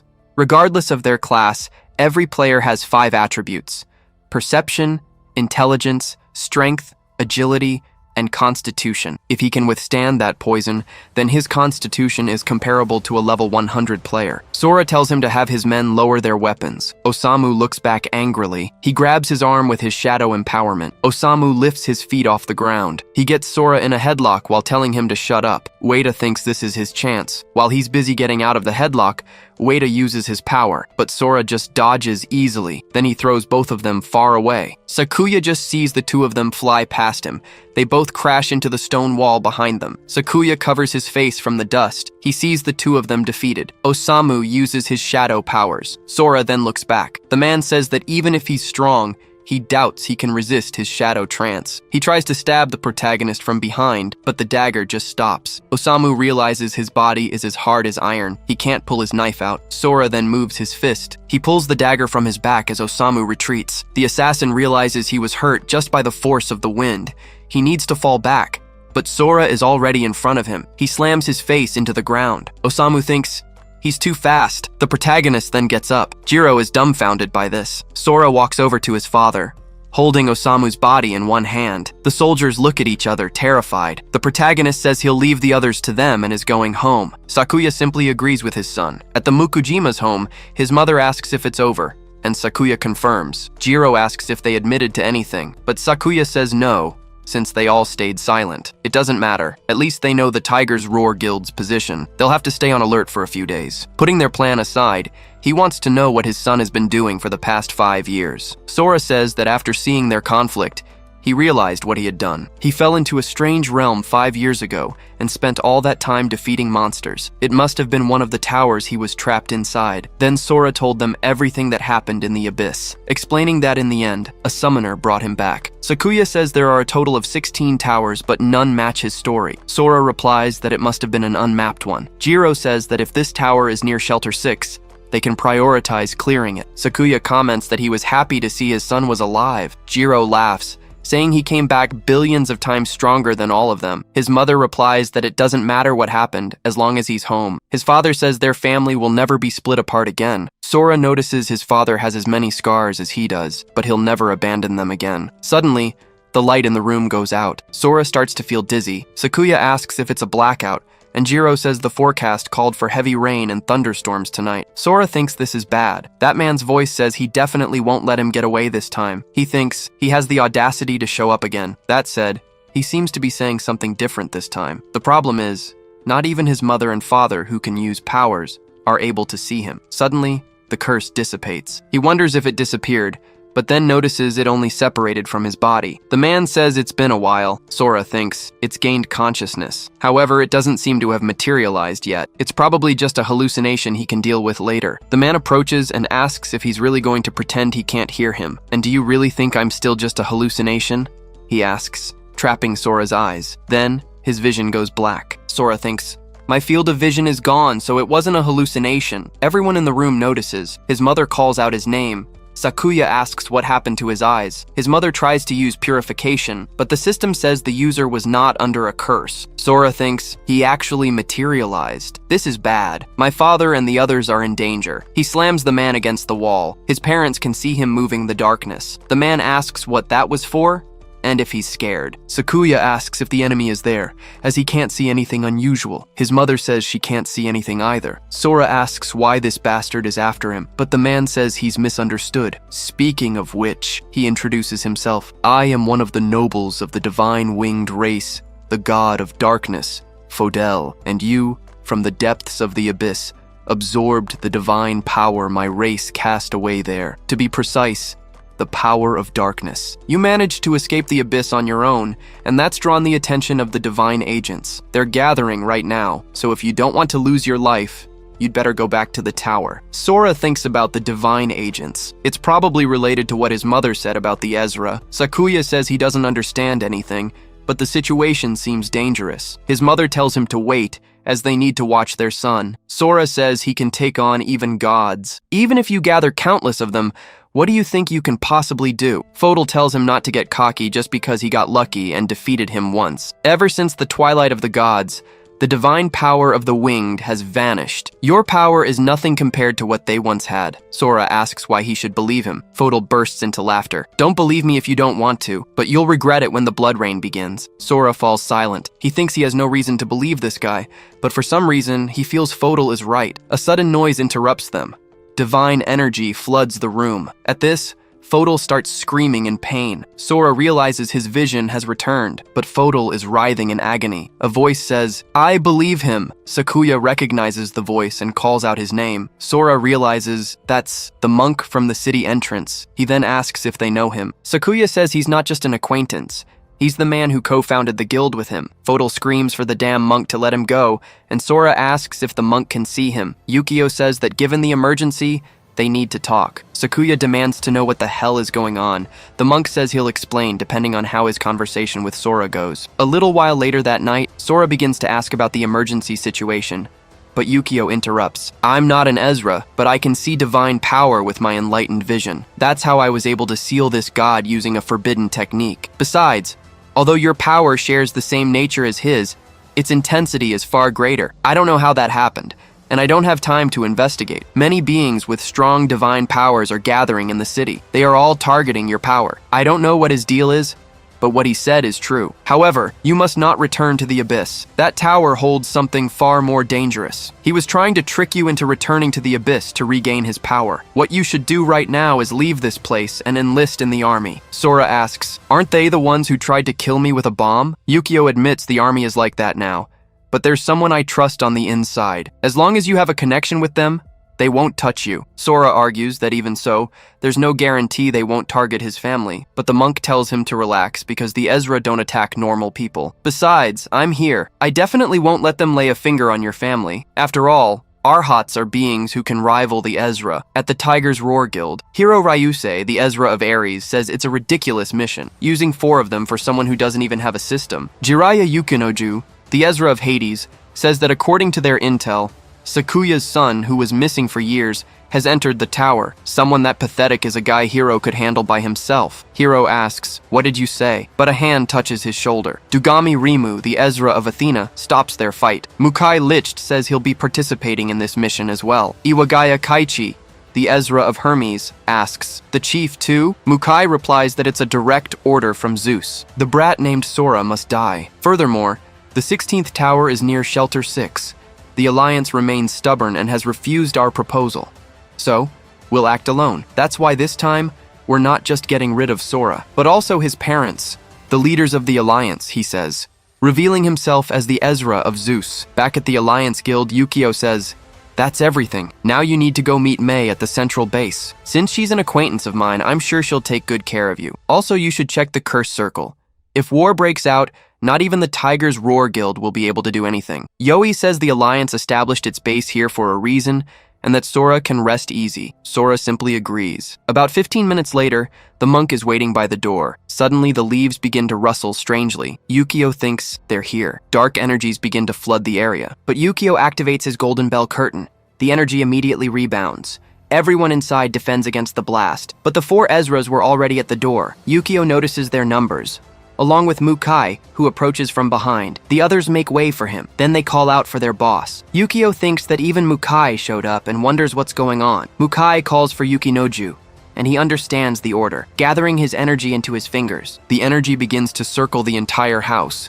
Sakuya asks what that is. Yukio realizes this is bad. That demonic spirit has located the position of every member of the Alliance, even the Stealth Operations Battalion. It's impossible to escape. Sakuya uses the Eye of Searching to check everyone's level. Along with his subordinates, he then says the level difference is too high. Yukio says they probably have a reason for visiting so late, but Yukinoju just replies that according to the spirit, Sora isn't here. Mukai wants to know where he is, and Yukio asks what he's talking about, since he can't help without any context. Hiro gets angry and asks what that bald monk just said. Yukio says he seems to lack manners, then removes his blindfold. Hiro says if he's so eager to die, he'll grant that wish. Inside the house, Yoi uses her barrier opening. Suddenly, the energy infects all the Ezras, inflicting the weakness curse effect. Hiro calls them idiots and prepares to fight. He asks if they really think a curse from a level 68 will change anything. Even with these effects, he's strong enough to defeat the Union. However, Yukio simply catches his fist. Hiro is completely stunned by this.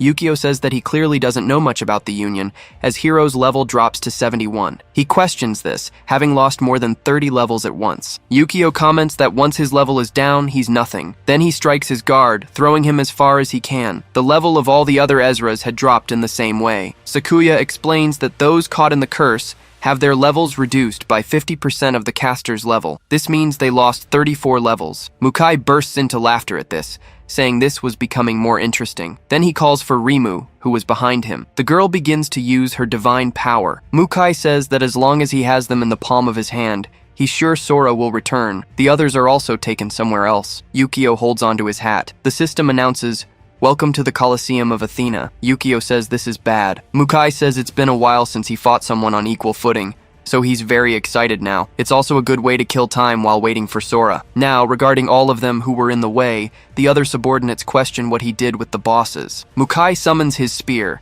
announcing he'll take this opportunity to finish them right here and now. In the desolate area X, the protagonist begins to descend from the sky, landing next to Mei shortly after. She quickly notices the young man. Meanwhile, Sora guides himself with a photo, thinking that this person is Mei Tosanaki. He then announces he's from the Alliance and came here to request protection from the military. Mei tells them to lower their weapons, saying that he is apparently Sora Mukishima and that she has something she'd like to ask. Back at the Battle Coliseum, Sakuya looks around in anger. A staff is driven into the ground.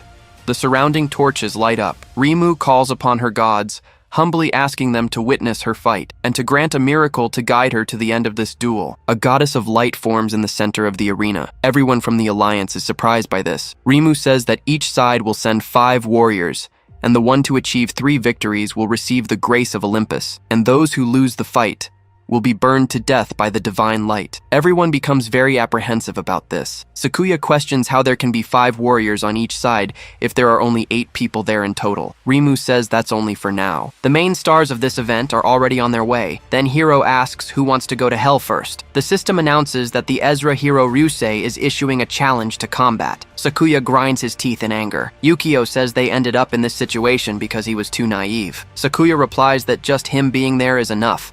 He isn't responsible for how things are, and thanks to the curse Yoi cast, they have a chance. Jiro agrees. Since she isn't a combat type, they just need to secure 3 victories. A smile spreads across Yukio's face. He says that the Ezra of Ares is the most violent of them all. Right after ascending as an Ezra, using Ares' overwhelming abilities, he single-handedly defeated an entire guild that included 3 other Ezras, but he knows what to do against him, so they can leave this fight in his hands. The monk steps inside the barrier, coming face to face with Hiro. He then asks if he might be granted the honor of dueling him. Hiro just glares at him angrily. The goddess says that since both are in position, they should begin the duel. Hiro gathers energy in his body, charging at him immediately after while saying that the monk talks too much. However, Yukio just blocks the blow with his arm. Hiro retaliates with another scratch from the back of his hand. The battle begins, with people watching from the outside. Hiro asks if all he knows is how to run from a fight, but the monk catches his fist. Sakuya celebrates this as if it were a victory, but Hiro smiles,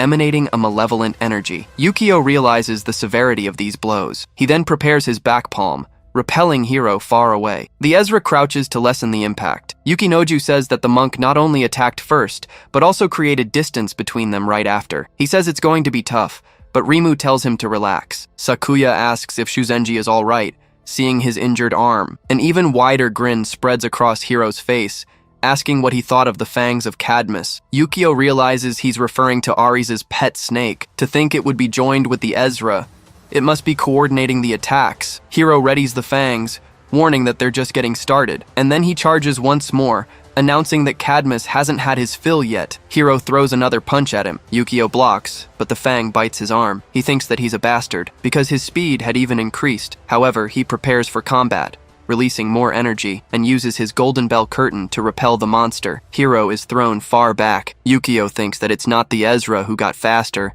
but that he's the one who got slower. His stats reduced by the dragon's venom. Hiro says he's pretty tough. The system explains that the fangs of the dragon's venom allow the user to recover strength and increase their power through blood, but it's not much yet. Sakuya thinks that if they keep fighting like this, the power difference between them will only grow. Hiro charges forward once again, landing a kick on the monk's guard. He asks how it feels as the dragon's venom spreads throughout his body. wondering how long he can last. The monk simply recites a Buddhist mantra. Hiro says that reciting the Nenbutsu now won't help him at all. Rimu asks if it's just her or if he's gathering divine power. Yukinoju says that's strange since he's not an Ezra, wondering where that divine power is coming from then. The monk continues to recite his mantra. Sakuya says it can't be as it's a dangerous technique, but given the situation, he might actually be able to win. He finishes his mantra. A golden energy fills the arena. Buddha materializes and attacks Hiro using a Kamu toke. Hiro comments that he's never heard of a god like this. He wonders if Yukio thinks he can avoid his attacks with something like that. Yukio was just standing in the center of the Buddha. Then he charges toward Hiro with the divine armor.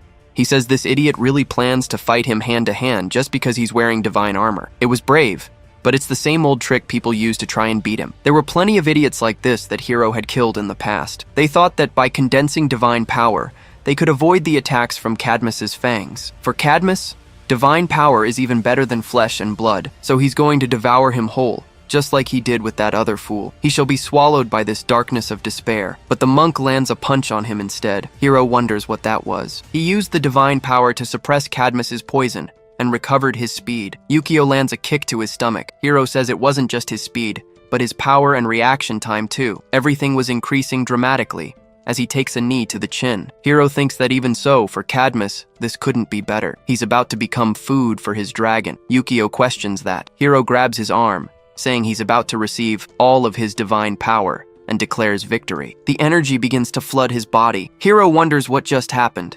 He couldn't control this divine power. The monk says it's too early to celebrate. He breaks free from the dragon, saying that the power of an Arhat was too heavy to be ingested. As he strikes the Ezra's face, Hiro says it's impossible and demands to know how Cadmus can't ingest his divine power. Yukio asks, when did I say it was divine power? He's actually quite naive, throwing the Ezra far away. Yoi comments that when he said he wanted to change his class to Arhat, she didn't quite understand why. Since becoming an Arhat, he loses any chance of being an Ezra, and all his power is based on the strength of karma. Although very powerful, it's crucial to accumulate good merits daily. Otherwise, he won't be able to maintain control and will be consumed by karma. Yukio says he is someone who doesn't accumulate good merits and only does bad things, yet he thought he could control the power of karma. Sakuya celebrates because, just as he said, the monk managed to win. Rimu says she never imagined such a secret class, but Yukinoju warns that it's too early to celebrate, as they won't win with just a trick like that. They shouldn't underestimate the Ezras. Hiro then plants himself on the ground, facing his opponent. He says he doesn't even have enough divine power to maintain this form, so he gathers his energy, saying that in that case, he'll go all out one last time. Energy begins to emanate from his body. Blood then splatters on the ground. Yukio says his blood is a deadly poison. Then smoke fills the entire battlefield. The monk backs away. Jiro asks if it's a war drum, and Sakuya says it can't be. Hiro calls out to General Ares and offers the blood of the poisonous dragon, commanding him to grant him his spear. The weapon materializes in his hand. He says to fight until his body turns to dust. Rimu comments that it's a divine weapon, and even for them, it requires a sacrifice. Plus, they can only wield it temporarily since it carries the power of the gods. Yukinoju says there must be an insurmountable gap between normal players and Ezra's. Rimu reflects that Hiro offered the poisonous dragon that Ares gave him. If the gods see through this trick, they'll be angry, but Ares might forgive him if he wins. But on the chance he loses, she can't even imagine the punishment that awaits him. However, there's no way a normal player can beat an Ezra with a divine weapon. Hiro immediately charges forward. Yukio wonders if he's coming in for close combat, and he wants to know where the spear went, as it has vanished. So he jumps back, thinking Hiro shouldn't be able to reach him from this distance. But his face is cut by the weapon. Hiro commands it to explode now. The energy beside him shreds his robes. Yukio says that thankfully, he managed to defend with a mantra, just in time. The spear seems to be poisonous, just like the dragon's blood. The system announces that due to the corrosive effect of Ares' blood, the cloak has lost 50% of its defense. Hiro charges at the monk once more, attempting a strike that Yukio barely dodges, but blood arrows emerge from his back and fly toward him. Yukio wonders if he can shoot those things from other parts of his body, not just his fists. Hiro unleashes a barrage of blows, saying, "Let's see if you can dodge this." Each of his fists was armed with blades made from Ares' blood. Yukio thinks he has no chance, as he can't read his movements. Every blow he takes only destroys more of his equipment.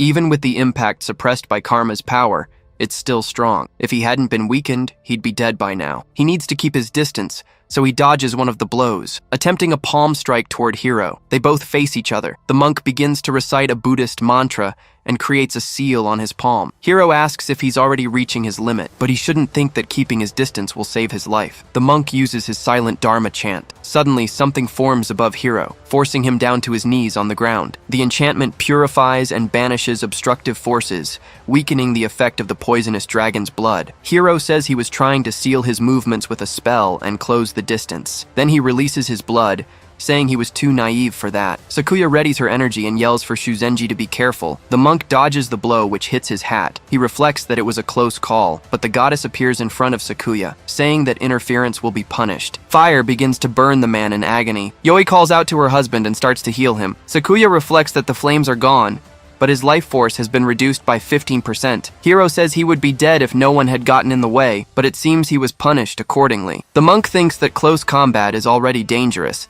but Hiro can also control the blood arrows from a distance. Considering his remaining stamina, he probably has about 3 minutes left, but he has no choice but to fight. Hiro tells him to stop wasting his time, launching his attack and declaring victory, while the monk gathers karma in his body. He says that all dharmas become one, as he reflects that the ranks of a Rakan are the Celestial Eye, the Wisdom Eye, the Dharma Eye, and the Buddha Eye. So, to win, he opens his Dharma Eye. His pupil turns into a Buddhist symbol. The spear approaches the monk very quickly, but he reflects that with the effects of his Dharma Eye, his speed increases greatly. However, it won't last long, so he must find an opening. That spear wasn't concentrating as much divine power as he expected, and more importantly, that blood arrow from before was behind him. Yukio realizes he's figured it out. He stops the spear with his hand and the arrows with divine energy armor. Hiro wonders how he managed to predict his attack. The monk asks if this is his great blood spear, and contrary to his expectations, it was nothing special as he shatters it to pieces. Hiro says that's impossible. Yukinoju asks how he managed to defend against blood threads as thin as a strand of hair,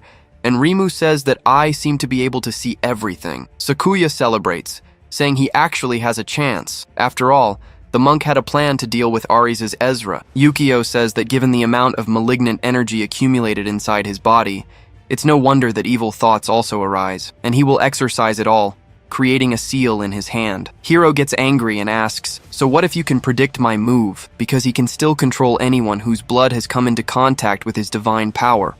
Rimu says that the divine power residing in the blood isn't distributed equally. Besides, blood is relatively thin, making it easier to penetrate an enemy's defense. He wonders how he's going to solve this situation. Hiro tells him to bring it on, since there's nowhere left to run. He then creates blood arrows and sends them flying toward the monk. Yukio simply activates his Dharma eyes. Hiro immediately falls to the ground. He starts trembling from the pain coursing through his body. He asks how that bastard did it, as Yukio stops the blood arrows with his seal. He begins to recite a very long Buddhist chant about the wheel of samsara. Rimu shouts to be careful with that eye, as she can see the movement of divine energy in it. All of his attacks are useless against him. Jiro realizes what she had done, yelling, asking if that woman intends to interfere in the fight. Athena glares at him, annoyed, but says that was the first warning for her. Jiro yells that his boss got a direct penalty, so why did she only get a warning? But Sakuya tells him to drop it. They'll pay attention to how he's going to achieve victory. The monk gathers energy in his hands to press the seal. Hiro complains that he doesn't need her help, but then something catches his attention. He recognizes that manifestation of Dharma and his sutra,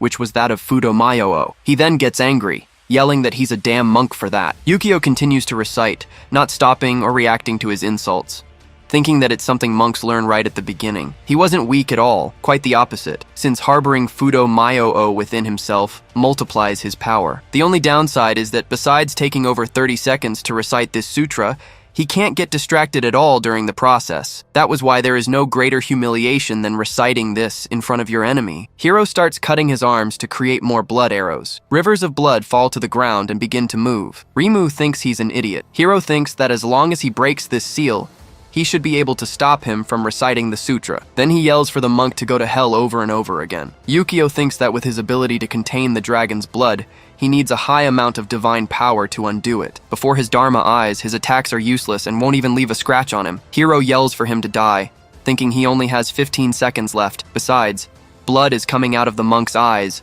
and he was already at his limit, wondering if he can't even break his focus. Fudo Myo-o materializes behind the monk. Yoi smiles as the sutra's countdown reaches 9 seconds. Rimu sighs, and Yukinoju murmurs in anger. Sakuya and Jiro are happy about the victory. The monk continues reciting until he reaches the end of the sutra. The energy hits Hiro's body all at once, completely wounding him and knocking him unconscious. The monk concentrates his energy, thinking that he somehow managed to finish before his Dharma eyes reached their limit. Athena announces that the first victory belongs to the Alliance. Shuzenji Yukio had won the first round. Rimu heals Hiro with her magic. She asks if he's feeling better, but the young man just looks down. Hiro was completely hopeless. Rimu begs him to please hold on, but something approaches from behind Hiro. 2 armed spirits get his attention. They mock him for losing in Athena's hypocritical arena, calling it disgusting. Hiro apologizes for it, but the spirits scream for the loser to shut up. They've brought a message from his father saying he's disappointed in him, so he should feel honored to be punished by them with their swords. Hiro is whipped on the back, beaten relentlessly by the Sons of Ares. Sakuya asks if he'll really go so far as to punish his own Ezra. The Sons of Ares say this is the last time their father will show him mercy. Then they begin to disappear. Hiro just calls out Shuzenji's name, warning that next time, he will definitely take his life. Yukinoju says that unfortunately there won't be a next time, because he's going to make them all pay, and he draws a scythe, wanting them to burn in the eternal fire of Hades. Sakuya looks at him seriously, then tells him to leave it to him. Yoi says he is the Esla of the death god, and his power is linked to souls and such, so she thinks it will be useful to him. Sakuya says he'll put it to good use, and the item is stored in his inventory. The monk and Jiro wish him good luck. Then the young man heads toward the arena. He thinks about how the samurai class has a technique called sword energy,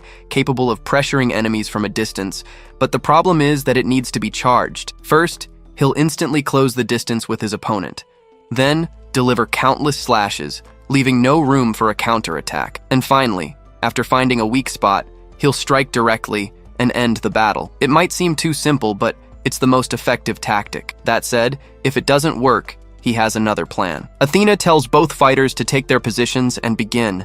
Yukinoju immediately advances, attacking with souls from his scythe. Sakuya plans to use his instant step to get past the spectral barrage and study his attacks. He then slashes through his souls. Yukinoju is surprised by this. Sakuya appears behind him, and the Ezra says that samurai are idiots who can't even think until he's hit by his slash. Sakuya is shocked to realize he missed the blow as the souls envelop his back. The swordsman is then flooded with evil spirits as Yukinoju retreats. Sakuya cuts the spirits in half, charging straight at the Reaper. Yukinoju asks if that's all he's got, but he ends up being sliced in half by Sakuya. He then yells that it's useless, that his attacks can't hit a soul that isn't bound to a physical body. Sakuya turns, thinking it was in that direction. He then charges forward with another slash. Yukinoju bursts into laughter, yelling that it's no use and he should just accept defeat like a good boy. He has infinite spirits. It's not something Sakuya could ever finish, even if he slashed at them for a lifetime, whispering that a samurai like him, who can't even see the enemy he's supposed to cut, will never be enough. Sakuya focuses, thinking that in that case, he must charge up. Yukinoju interrupts, saying he won't give him time for that. The swordsman slashes in every direction, but the explosion surrounds him again. Rimu comments that this is a battle between an Ezra and an ordinary person. Hiro says he just got lucky, and the girl replies that he needs to remember it's normally impossible for someone of the samurai class to become a guild leader. Noticing something different about Yoi, who was in front of her, she thinks that even with her husband at a disadvantage, she's still calm. They might be hiding an ace up their sleeve. Sakuya cuts down one of the souls, then immediately retreats backward. Yukinoju launches more souls, asking if this is a new technique. Rimu shouts for him to be careful. The Ezra of Hades is startled. Sakuya cuts through everything in his path using the leap of the 8 vessels. Yukinoju wonders what just happened. When the 6th shelter was created, the military and players worked together to search for monster nests. It was then that, near the shelter, they found a mine where monsters were emerging, and it became the first dungeon. At first, since only weak monsters were coming out, things seemed to be in their favor. The problem was that upon entering the mine, everything around them had changed. The type of monsters, their numbers, and even their ranks. Inside the cavern, it was as if a unique ecosystem had been created, and in its deepest part, there was a level 80 spider monster. At that time, humanity had no chance of defeating that thing. But then, so that everyone could escape, Sakuya Mukushima took the lead in the fight, luring the monster away. No one really knows what happened after that, but the fact is, 3 days later, The spider's painful groans could be heard from the depths of the cave. Moreover, as if reacting to this, the cavern began to collapse, and amid the falling rubble, Sakuya Mukushima returned without a single wound. The skill he used that time was the very same one, Leap of the 8 Vessels, a terrifying technique that allows its user to perform 8 consecutive leaps. And with each extra leap, their speed increases exponentially. Sakuya thinks that to escape his attack earlier, he used the leap 3 times.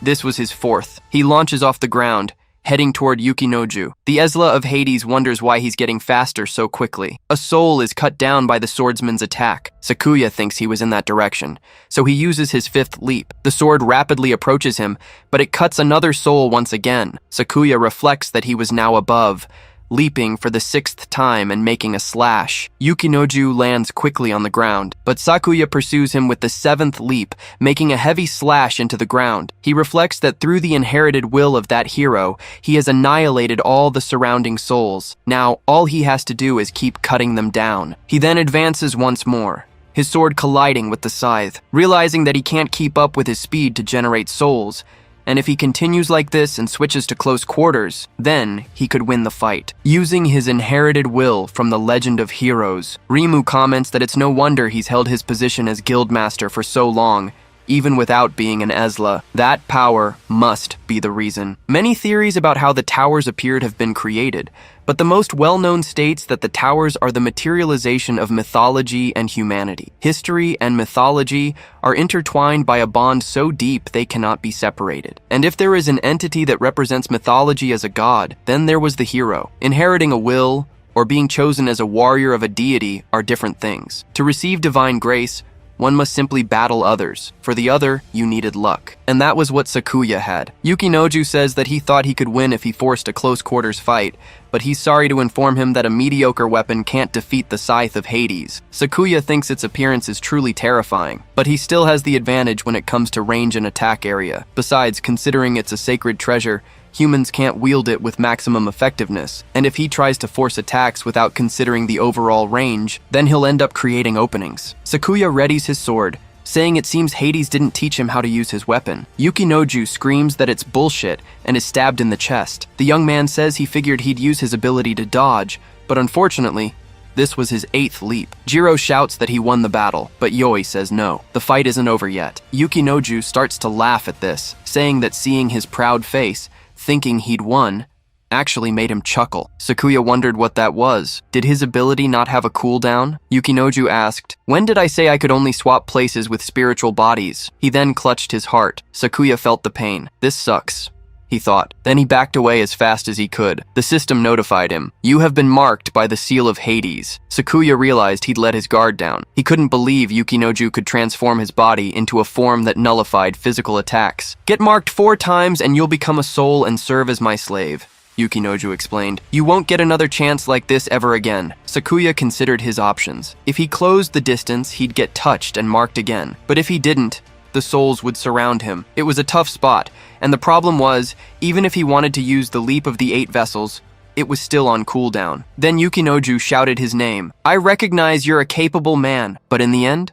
you're still just a mortal. He knew it was true. Even in his spiritual form, magic drained his energy, and the damage from magic attacks was amplified. But just like a soul, he could completely nullify physical attacks. His hand reached for the swordsman, but Sakuya slashed and quickly retreated. You're fast, but it's a pity, Yukinoju said, because it's not enough. He then slashed through Sakuya's guard. Sakuya received another seal of Hades. Even if you try to run, it's useless, Yukinoju laughed as he advanced. Once you've been marked 4 times, the inside of your body will burst into flames from hell's spiritual combustion, and your flesh will rot and fall apart. And finally, your soul will be chained, and you will become my puppet. Sakuya glared at him, furious. Yukinoju's form shifted into a skeleton and began to fade. The swordsman realized what he'd done and yelled, Damn it! You forgot about Revenant Shade, Yukinoju said, touching him once more. Sakuya tried to retreat with a slash, but Yukinoju laughed. It's no use. The swordsman got as far away as he could. Yukinoju figured he was planning to run until his magic ran out, hoping the marks would be removed. But it's no use. I can maintain my intangible form for another 3 minutes. For him, the next mark will be fatal. Sakuya focused before his next move. Yukinoju smirked. He had decided to gather the sword's energy now. He couldn't believe Sakuya was foolish enough to create such an opening. He used Revenant Shade. Now you will become a soul. But the sword was drawn, crackling with electricity. Yukinoju attacked, thinking he'd already won. The sword's energy was physical, so it couldn't hit him. Sakuya cut through him with a perfect spin. He remembered the cloth his wife had told him about. Sakuya had tied it to his sword, and because of that, it was meant for this very moment. The paper had been dipped in temple water, dried in paradise, and then infused with a divine ability by a cleric. It was designed specifically to exorcise evil spirits, allowing it to cut through souls. This was when it would reach its maximum efficiency. Rimu reflected that just as Jiraiya had devised tactics to fight the samurai, that woman had also made her plans. Sakuya cut down all the souls around him. You did the same thing, but it's useless, Yukinoju sneered. I've already landed my 4th mark. Now you will burn with the spiritual flames of hell. Then you will become my puppet. But the swordsman resisted, holding his sword before him. Yukinoju wondered what was happening. Did you really think I'd just wait quietly to become a soul? Sakuya asked. Unfortunately for you, having my flesh burn only made me lighter. Now my cuts are faster. Yukinoju sent all his spirits to stop him. He thought it was strange. Sakuya shouldn't be able to do more damage in this spiritual form until he realized what had happened. He yelled, "He was inside the cooldown window for the leap of the 8 vessels. Too late to notice that now," Sakuya yelled, cutting through everything in his path. He advanced, slicing through more souls before him, and appeared behind Yukinoju. The Ezra tried to retreat using his ghost form. Sakuya said, "Before you could turn me into a soul," he leaped, cutting through several souls in his path. "I'm going to take your life." He then appeared at his back, slicing Yukinoju in 2. "I can easily take a single hit like that," he said. Sakuya replied, "If 1 hit wasn't enough, then I'll just beat you until you die," he yelled,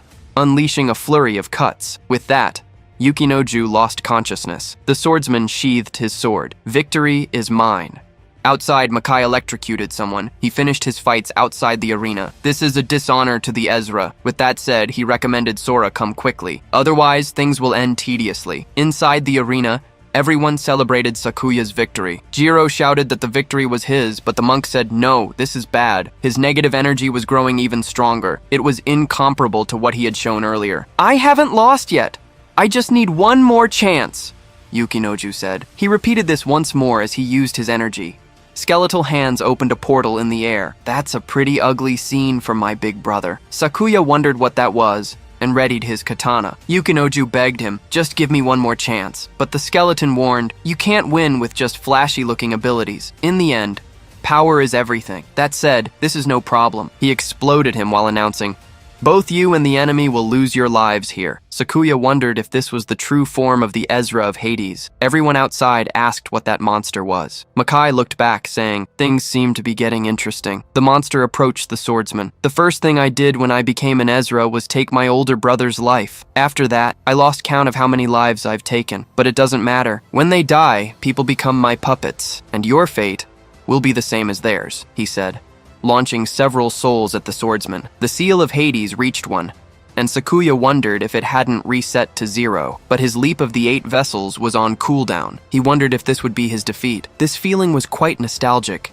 as he cut through the souls endlessly. It was the same thing he felt that time. Nothing he did worked. The paladin ran from the spider while calling for his leader. Sakuya was about to be hit by its leg again, but he commented, "It's no use. Until they all escape safely, I will not be defeated." The spider blocked the path of the group of adventurers. Sakuya shouted, "Wait!" thinking he wouldn't make it in time. He needed to do something to get its attention, but the problem was that it was too tough, and his blows had no effect. He wondered if it had a weak point, then noticed that sword. He threw his katana towards it. It hit the sword's sheath on the spider's head. Sakuya celebrated upon hearing the monster groan. That spider grunted once more. It ran after Sakuya, as the swordsman told it to come after him. The spider moved its legs quickly, attacking Sakuya's back. The swordsman landed on the other side of the tracks, getting up immediately after. The spider looked at him with rage in its final moments. Sakuya said it seemed this was his limit, but he thought he did enough since even alone, he was able to save countless people. Still, if he were stronger, he could have done more, until a voice told the human not to give up. A winged swordsman caught him and announced that he had come to save him. Sakuya thinks that in that moment, escaping death he met a legendary figure responsible for teaching martial arts to the commanders, Karasu Tengu. He realized that it wasn't just monsters that came to his world, but legendary heroes too. Karasu takes him inside the cave. Sakuya thanks him for saving him, but questions his identity. The spirit introduces himself shortly after. He explains that due to the last wishes of a general who lost his life, he is looking for someone to inherit his will through this legendary blade, the Kumogiri. That said, the spider-like Yukai was a being the sword had brought back to life. Engulfed in hatred, it launched a surprise attack on him. As compensation, Karasu thrust the sword into its head, and they ended up unable to take each other's life. That's when he saw him. Even without knowing the people he was protecting, he kept fighting. Because of that, Karasu concluded that he was the key.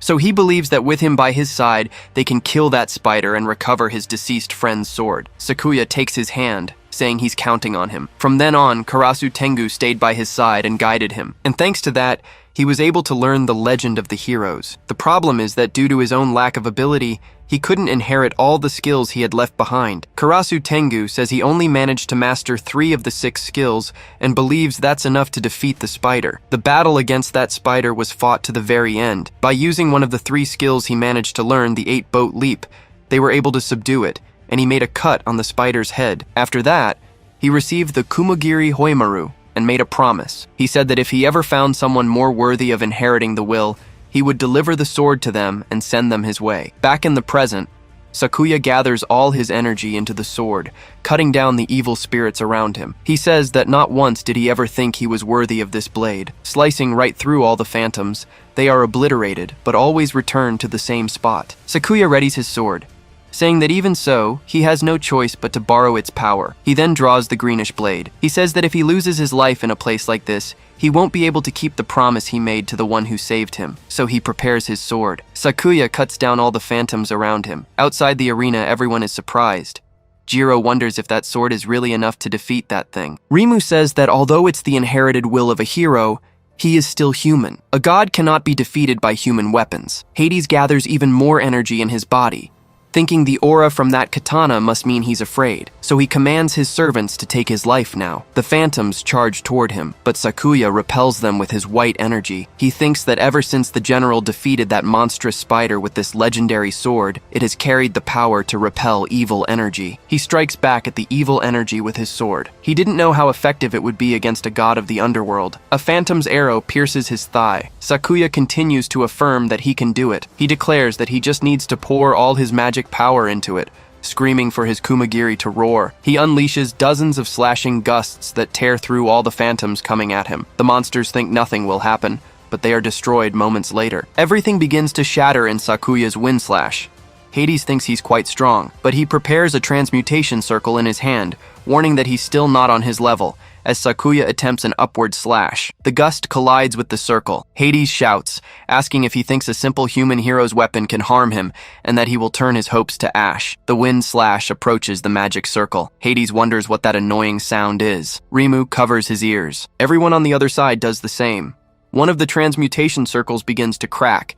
Hades covers his ears as well. Then, finally, his attack dissipates. Sakuya says that he might be able to block the damage from the Kumogiri Hoimaru's blade, but he can't do anything against the sound waves it releases. He then charges, thinking that this sword, true to its name, emits sounds like an animal's growl, which disrupts the enemy's movements. It seems to already be taking effect on Hades. Now is his chance to strike back. Hades reflects that he used that sound to paralyze him. Still, it's better not to celebrate too early. Due to his divine blessing, the Kumogiri Homaru's effect is reduced from 20 seconds to 10. Hades thinks that the moment his opponent thinks he's won is precisely when he is at his weakest. Sakuya thinks he needs to be faster. He must reach his peak speed right now. He thinks this will be his last chance. But Hades shifts his gaze toward him. Sakuya realizes the effect is already wearing off. He charges forward thinking, damn it. Jiro asks if he's going to make it. Hades denies it as the slash approaches. Sakuya is shocked, thinking he won't be able to attack in time. Hades says this is his end. Then Sakuya begins to be controlled by the god. Sakuya is trapped in Hades' hand. That god starts to give a hearty laugh, saying this was his end. And now you shall become my puppet. Then he reaches the 4th seal of Hades. But then something different happens. Everyone outside was gathering their energy. Yoi thinks they can't just stand by and watch him die. Athena appears before them, warning that no one is permitted to interfere in a divine battle, but a bolt of lightning strikes right after. Athena wonders who is there. Rimu feels that vibration and recognizes it. He wonders if someone is trying to attack the barrier from the outside, but the chief is watching over it. The clouds remain dark, but emit a loud noise as something tears through everything in its path. Athena turns, completely surprised, but she is quickly destroyed by the attacks. Rimu asks if the barrier broke, and moreover, if that thunder belonged to the chief. Hero yells for her to look over there, showing Sora trying to break the barrier with lightning, thinking he still has time left. Rimu thinks that's the Thunder Lance, which only the chief can wield. The golden bell curtain and the magic shield defend Sakuya. Shuzenji says the barrier is broken, and they have to help him, and Yoi says they were counting on him. Sora prepares another strike. How about you try this on for size? He fires the lightning bolt at the god. Hades complains, "Damn it," and asks, "So what if you broke my barrier? Your father is already one of my puppets." A stone pillar rises beneath Sora.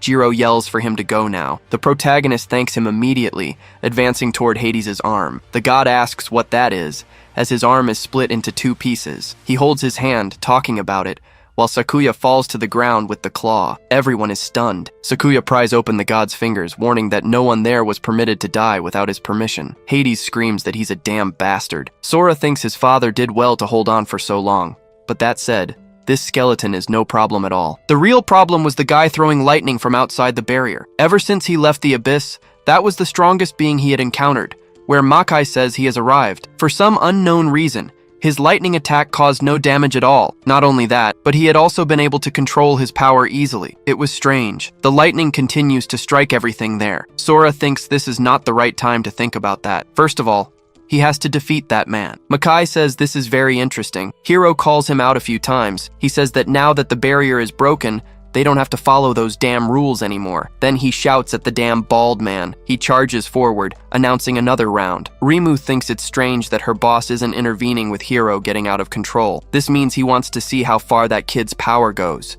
If that's the case, she can't just stand by and do nothing. She summons her shield. She then yells Iwagaya's name, telling him not to just watch like a spectator. Iwagaya asks why she doesn't mind her own business, explaining that assassins wait for the perfect moment to strike. Rimu yells that Shiraya only lost an arm and should join the fight too. He says that even if she hadn't said anything, he was already planning to do it. Gathering his energy, he says that no one can escape the Reaper's grasp. He then lunges forward. The evil spirits move towards Sora. He says he'll leave his father with the old man, and Jiro agrees. Slamming the ground with his powers, he then creates a stone barrier at his back. Sora thinks that with this, he can fight freely, and anyone who tries to lay a hand on his father will die. Hero and the monk continue to exchange blows, but he's immediately surprised. Sora interrupts the fight, declaring, "You're first." Hero tries to defend himself with the Fang of Cadmus, commenting on the absurd speed, but the protagonist hits his arms and sends him flying with a kick. Rimu is surprised as Hero is sent flying as far as possible, thinking that the idiot couldn't even take one hit. Sora tells Shuzenji to take care of the spirits. The monk begins to pray to Buddha,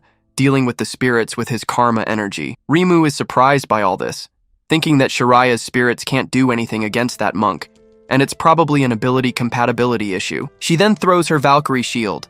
Sora just catches it with one hand. Rimu charges with a sword, thinking she'd rather not fight this monster if possible, but there's nothing else she can do. Sora strikes her arm with his wrist, hitting her in the face right after. He then continues to beat the girl relentlessly. Rimu thinks that the boss still hasn't done anything. Makai sighs, muttering about this trash, wondering if they've forgotten they are under the effect of the curse. So he'll dedicate this blow to Mukushima's wife looking at the ball of energy. Shuzenji thinks he was planning to aim that terrifying mass of divine energy at Yoi. He knows it will be reckless, but if there's nothing else he can do, he then activates the Dharma eyes, thinking he needs his spiritual form as soon as possible. Makai questions if he thinks he'll make the same mistake as Hero and give him time to recite his attacks. Shuzenji thinks this is bad. Then the Ezra of Zeus tells these insects to go to hell, firing a blast of energy from his artifact. A massive lightning bolt heads toward the rock. Sora wonders what that was. The lightning strikes the rock beside him. Everything around is destroyed. Sora looks to the side and tries to defend himself, seeing only debris there, with his mother's hand sticking out. Sora tries to call out to her, running towards his mother. A shield is thrown in his direction. Sora tells her not to dare get in his way, then deflects the weapon, thinking that the strength of her shield had increased to something greater than before. Rimu advances, asking if he felt that. With the curse lifted, she's back to level 106. Sora thinks it's an absurd power and tries to block. He then yells for her to get out of his way, wondering why he can't move her. Rimu says that given the fact the weakening curse his mother cast has been lifted, it can only mean she is dead. Sora tries to strike with his hand and tells her to shut up, but Rimu dodges. The protagonist moves away, and Rimu reflects that he's lost the will to fight. Weak-willed humans like him are her favorite kind of prey. She launches her divine energy, piercing him. Sora can barely move as he's consumed by it. Rimu thinks she's got him. The protagonist falls to the ground. Rimu wonders if he took any damage. She then tries to use her scanning eye. She thinks it's impossible. He has more divine power than the other gods, and on top of that, it's like there's a black hole inside him that sucks in all divine power. She wonders what kind of monster he is, because it still doesn't seem like he can freely control this power. It's no wonder the boss ordered him to be killed. He's someone they can't allow to live. She activates her sacred vow, boosting her attack and defense by 25%. She yells for Shiraya and Iwagaya to join her, as they are going to take his life. Hades says that now that the curse is lifted, he can summon his weapon, and moves his spear. Iwagaya reflects that they just need to finish him before he develops more power, because if he somehow manages to master it, he'll surpass even the gods. Rimu prepares an attack, thinking it ends now. Sora looks at his mother's hand, crying, but something in the rocks moves. His mother manages to show she's still alive. They all try to use their attacks to seal Sora's movements. Yoi moves her hand towards her son, then it goes limp right after. He grabs her hand immediately. All the Ezras wonder if they can't even restrain him. Sora keeps digging non-stop, crying more with every move. He's in denial, thinking this can't be happening. Seeing his parents' lifeless bodies, he wonders what to do, and his mother places a hand on his face, telling him it's enough. Sora says he won't accept this. His mother tells him not to worry about them, that he needs to escape. From now on, he must follow his own path, and they will always be watching over him. Iwagaya thinks this is his chance. He then lunges with his dagger, telling him to die. The blade closes in on him. Sora looks back with a terrifying presence, appearing right in front of Iwagaya's face. He strikes, sending the assassin flying. Iwagaya wonders if his dagger, forged with divine power, actually broke. He then tries to use his speed to retreat behind Rimu. Rimu says he must be kidding, breaking a weapon made of divine power with his bare hands. We can't face him alone, but her shield starts to give way. Sora strikes her relentlessly, shattering her shield with each consecutive blow. Rimu is completely terrified by this. The protagonist warns that he'll tear them all apart. Rimu realizes he's absorbing the divine power and getting even stronger. Then the protagonist throws her far away. The girl screams for everyone not to use their divine power. But Sora charges, and she notices he's too fast. She won't be able to dodge it. She's sent flying as far as possible. Iwagaya thinks he's a monster. Sora shifts his gaze towards him, charging at him right after. Iwagaya thinks it's impossible, wondering how Sora even noticed him. Not only was he absorbing their divine power, but he had also completely seen through his stealth. Hades yells that he seems to be fighting without a care, but he's forgetting something. Leaving his mother, who looks like she could die at any moment, to go fight shows what an ungrateful son he is. Shuzenji says he won't let him do that, charging towards Hades, but he ends up getting hit by his foot, as Hades tells him to die. Sora calls out Shuzenji's name. He then charges in that direction, thinking, "You bastard." Iwagaya admires Hades for this. Hades thinks that, as expected, he came right for him. Then he yells for him to take this, unleashing his flames of hell. Sora thinks, shit. Hades observes the damage from his attack, but the protagonist had managed to defend himself. Hades says that kid can absorb divine power, so let's see just how much he can take. He throws more of Hades' flames at him. Rimu says that idiot was just giving his enemy more experience points. Neither divine power nor close combat is effective against him, so he says he already knows. Sora says it's useless, punching the flames with his fist. Then he turns his attention to his hand, seeing several rocks approaching his mother. Rimu says that while direct divine power can't hurt him, she can still use it to envelop, strengthen, and launch rocks at high speed, which could kill his mother. Sora screams that she's a bitch. He knocks the rocks away with his hands, but some of them hit his body right after. The girl says they have to keep it up and attack all at once. They hurl rocks, thinking Mukushima has to die. Sora bats the rocks away with all his might. He gets hit in a few spots, and besides hitting his mother, she cries, saying he's done enough. Sora yells, "No!" and keeps defending her. He declares he'll kill all of them because if he can't protect his family, there's no point in living. Makai says it's a touching moment between parent and child, but it just makes him want to puke. He then summons a weapon, asking what the problem is if he can absorb divine power. With this, he'll end this pointless battle using the blade of Atropos. Makai says the goddess's divine weapon severs the threads of fate. It can cut through any divine power, and if he does it with an arrow, he definitely won't be able to defend himself. He then announces he'll use it to sever his fate. Shuzenji starts coughing right after, saying that divine power was a bad thing. Then he yells for Sora to get out of there. Iwagaya puts a dagger to his neck, saying he doesn't have time to worry about others. Sora holds out his arms to block the rocks. He wonders what that was and sighs, crying as he sees the attack that follows. His mother calls out to him and hands him the cloth, saying she loves him, right before she's hit by the thunder strike. Makai watches the arena get destroyed by his arrow. The system announces that the offering to Zeus is complete, and the gods are pleased. Then he descends to the ground. Rimu asks if he's really dead. Makai says Zeus acknowledged his offering, and that's not what they need to worry about now. The other guilds will see what they did as a declaration of war, so they need to prepare. Elsewhere in the world, he falls into a river. Sora sinks to the bottom, in a cave full of stalactites. The soldier pulls Sora somewhere else. He wonders if he's alive, and where he is, and where his father and mother are, begging them not to say they're gone. Then he wakes up completely. The soldier says it looks like he's awake, and the protagonist says he wanted to protect them. That soldier says a grown man like him shouldn't be crying. It's pathetic. Sora asks who he is. That soldier turns away without answering. The protagonist asks if he was the one who saved him, and if he knows where his parents are and if they're alive. That man replies that he seems absurdly weak for someone who was also chosen by them, so he must accept reality. His parents gave their lives for him. Now he must follow him. Sora turns, saying no, he's going back, and tells him to let go, repeating it as he readies his fist, noticing he can't put any strength into his punch. That soldier tells him to stop throwing a tantrum, then throws him away. The soldier asks if this is how he repays the person who saved his life, and if he can save his life, he can also take it. Sora groans in pain, calling out to him. That soldier explains that his connection to divine power was severed by the blade of Atropos, and without divine protection, he's no different from a normal human. He places his sword on the ground, announcing that the person they're about to meet can restore his connection to divine power.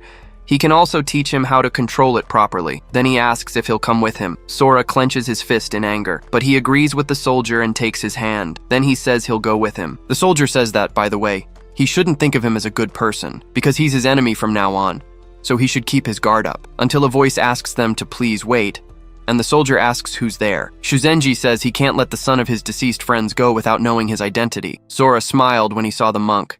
Shuzenji apologizes because he couldn't protect their father. He himself only survived because he was thrown underground by the tremor from the impact of that attack. As long as he's alive, he'll make sure to fulfill his promise to his parents. If he plans to use his divine power for something evil, he won't forgive the soldier. He says those are big words for a man on the brink of death. Shuzenji says he's right, that he was a pathetic man for clinging to life and fearing its loss, so he has no excuses for that. That said, if he doesn't keep his promise, he won't be able to look his parents in the eye in the next life. That soldier tells him to stop playing tough and let the brat decide for himself. Sora calls Shuzenji's name, saying he wants to defeat them now, but there's no way. So for the sake of his revenge, he doesn't care if he's being used, he'll go with him. Shuzenji understands what he's saying. Then he calls the boy's name, saying that since that's the case, he won't stop him. But he should at least take this katana. It's something his parents left for him. Sora feels it. Sora focuses on the sword, thinking he's sure. This was his father's and mother's power, and that wasn't all. Shuzenji asks if he can feel it too, as it's a weapon passed down through generations of heroes, and it records the memories of those who wielded it, though it's not always active. Sora says it's a sword that remembers those who wielded it. The monk replies that Yoi trusted he would one day be able to use it, so Sora should keep it. Then the protagonist thinks he'd need the power to see the future. That soldier asks if they're done, and Sora confirms. He wonders why it feels like he's being thrown from one problem to another. First he escaped, then he returned to his parents, and now he's leaving again, wondering where he's going now, and what awaits at the end of all this. The three of them walk through the cave. Shuzenji says he can't believe such a massive space existed down here. The soldier asks why the hell he's coming with them. The monk replies it's to protect the son of those who have passed. That soldier gets annoyed right away, saying that they could easily kill him if they wanted, yet he still says he'll protect him.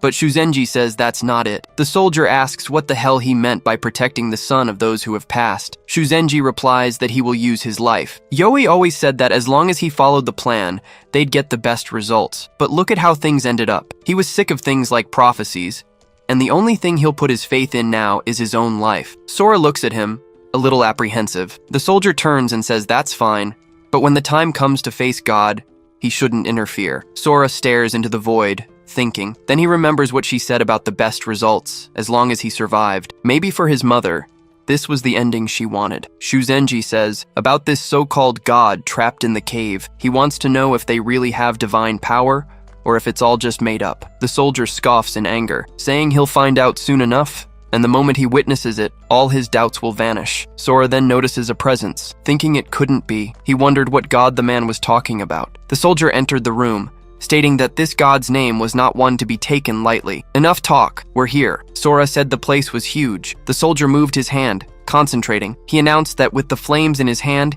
he would present himself before the god. Divine energy formed in front of him. 3 triangles then appeared, opening the massive door. The soldier told him to enter. Since God did not permit Shuzenji to join, he would have to wait there. The monk warned him to be careful of the god in this cave. The divine power within him was abnormal, and the god might try to exploit it. Sora said he understood, and the soldier told them to go. They stood before the door. The soldier told him to proceed, for the god of deception and flames awaited him. Sora pondered that title. He thought it didn't matter what kind of god this was, or if it wanted to recruit him, or even use him. After all, he would be the one in control.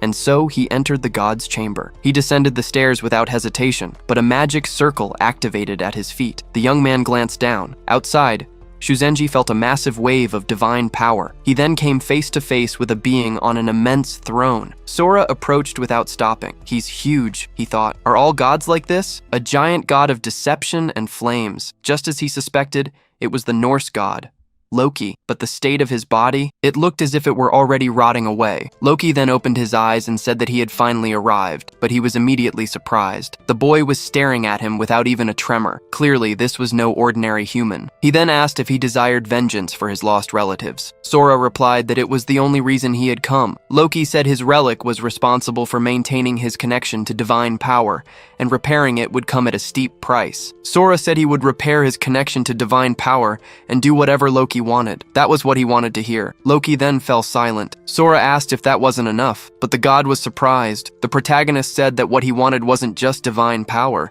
He wanted absolute strength, enough to crush all his opponents. He questioned if Loki could give him that. Loki called him arrogant. Drawing him in with his power, he asked how he dared to speak to him that way. He held him in his hand. Sora said, "You brought me here because you need me to do something. So, you want to drain my divine power and use it to revive that dried-up husk you call a body." Loki called him an insolent worm and squeezed his hand. Sora asked if he was right. "Because if I'm wrong, just take my life and absorb my divine power." Loki said he really talked a lot. Sora said that maybe he couldn't do that. The deity sighed endlessly, admitting that he was right. His power was of Nordic origin, but he couldn't take it. Sora said that in that case, they were on equal footing. He thought that he knew it. The power he absorbed in the tower was Nordic. Still, given the fact that Loki, the second highest ranking Norse god, couldn't take it from him, it meant he had to be treated as a partner. Loki extended a finger saying he had some nerve for a mortal. Sora shook it, saying he'd take that as a yes to his question. The god said he should remember that in the myths, those who disrespected him never lived to tell the tale. Sora replied that such empty threats kind of ruined his cunning image from the myths. Loki sighed, saying he was a real pain. He coughed, then added, "Whatever, the way things are, I don't have much time left anyway. I'll summarize it for you," he said. Sora reflected that he was truly weakened, nothing more than a husk. "And since we're working together, I'll show some good faith." Sora asked, "What's the plan?" Loki said he would go back to the tower. The protagonist remembered that place. Loki explained that there are 16 towers on this planet, each sealing the power of a different god. The Nordic towers, aside from his, have already been opened, but not a single one of the other gods has been awakened yet. They can't let foreigners take what belongs to them. Sora questioned why they hadn't awakened yet. Loki crushed something, saying they were betrayed and he would explain the rest later. But what Sora needed to know was this, that the Greek gods are their common enemy. He needs overwhelming power to crush his enemies, and so Loki would give him what he desired. He would even give him the luxury of choice. His first option was to consume the flames of the giant, Surt. His fire would burn away all the impurities in his power, refining it into something purer, thus becoming a primordial divine power that he could control. However, he would need to feed it with his own power, otherwise Surt's flames would turn him to ash. The second option was to plant the seed of Yggdrasil in his body. This would cause his body to evolve into a magical state as a host of divine power, allowing him to manipulate it freely, but this process would take ages. Sora reflected that Surt's fire would burn like a parasite, and the world tree would take ages to yield results. Loki said he had a third option, to fuse the two. The world tree would grow rapidly by feeding on Surt's fire, and the flames would burn its branches instead of his body. However, what awaited at the end of this journey was ruin, as he would be crushed by Ragnarok itself. If he lost control for a single moment, he would be instantly reduced to ashes. So he wanted to know what his choice would be. Sora said that he never planned on giving him a choice to begin with. He chose to absorb and fuse them both. Loki laughed, saying he liked to see that. The protagonist felt as if his body was on fire. A mark appeared on the back of his palm, and the seed in his other hand. He began to be burned by Surt's fire. Loki said that the two opposing forces were beginning to merge, and he asked who would have thought that the last hopes of the Norse gods would end up in the hands of a mortal. Elsewhere in the city, Fodal looked up, sensing something. Then he asked what that was. His power was being drained, and he couldn't let anyone reach the Nordic tower. In another corner of the city, two guilds faced off. Makai prepared a lightning attack. May was completely surprised by this. The guild leader said that this was the 17th tower, because they would be the ones to conquer it. Loki looked down, unreacting. Sora groaned in pain as he tried to merge the two powers. The soldier and Shuzenji looked on through the door, reflecting that the idiot was trying to fuse two opposing forces within his own body. Shuzenji begged Sora to hold on. The protagonist tried to withstand the energy in his body, but then he returned to the abyss. He wondered where he was right now. Sora wondered if this was his own conscious space, and he wondered if that was the seed of the world tree that had just been planted, because it was enormous. Then he looked behind him, wondering who that giant was,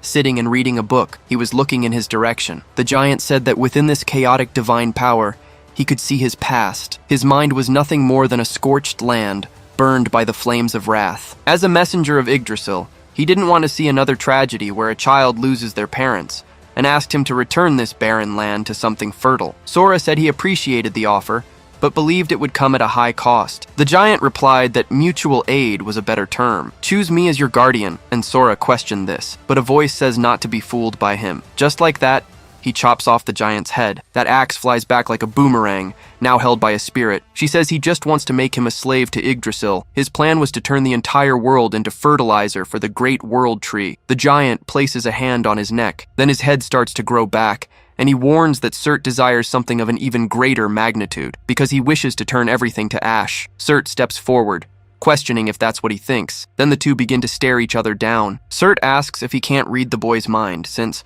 with the exception of the tree's rotten stump, everything has already been burned and turned to ash. The giant says that if that's the case, the choice falls to the human, because the choice is now his. But before you choose, you must read this carefully. He hands a sheet of paper toward him. Sora reaches out to take it, thinking that this is the book of the Ezra. For a mortal to become an Ezra, there are 3 steps. First, you must choose a guardian to represent the divine will, which makes you a candidate. Second, you must descend into the abyss and fight the other candidates. Third, you need to be the last one standing. Then, you will win the weapon of that god and control over the tower. The guardians are responsible for watching over the Ezra. In case you insult your god, they have permission to punish you and take away your divine power. The divine weapon allows the Ezra who wield it to channel their god's strength in battle. Surt says he's a coward and should have been turned to ash long ago. Sora reflects that now he has the two of them fighting to be his guardians. Yggdrasil replies that it would be beyond his capabilities. The protagonist continues to reflect on how 2 entities were fighting over who would look after him. Any normal human would have already passed out right there. Then they both ask which one he will choose. Sora says they seem to have misunderstood. Because you're acting as if I should be grateful for the favors you're offering. Then he transforms, saying that in the end, the choice doesn't matter, because he'll just end up as their puppet. Sora says that won't do, and that they will be his puppets. Your power is already under my control, so you can stop acting so arrogant. Surt tries to free himself from his hand, but the protagonist feeds on him. Then he approaches to swallow Yggdrasil, feeding once more. Then he says that from now on, gods are nothing but food for him. Back in the present, the protagonist returns to reality. Loki asks which of the 2 he chose, thinking it's not like it matters, since he's already fallen into his trap anyway. Sora then looks at his palm, telling him to see for himself, and showing the 2 fused signs. Then he thanks him for his help and says he's leaving. Loki wonders what that mark is. He's never seen anything like it before, And if he really fused the two inside his own body? The first Ezra candidate of the 17th Tower has appeared. The system notifies that Rebirth and Ruin has been unlocked for early access. Meikai wonders if someone has already gotten ahead of him, and Mei wants to know if it's someone from the Ferocious Tigers. Then they all rush forward, saying they need to get there now. Hello everyone! Did you like the story? I loved it. If you want to follow the next part, make sure to subscribe to the channel and leave a like. See you in the next story, guys.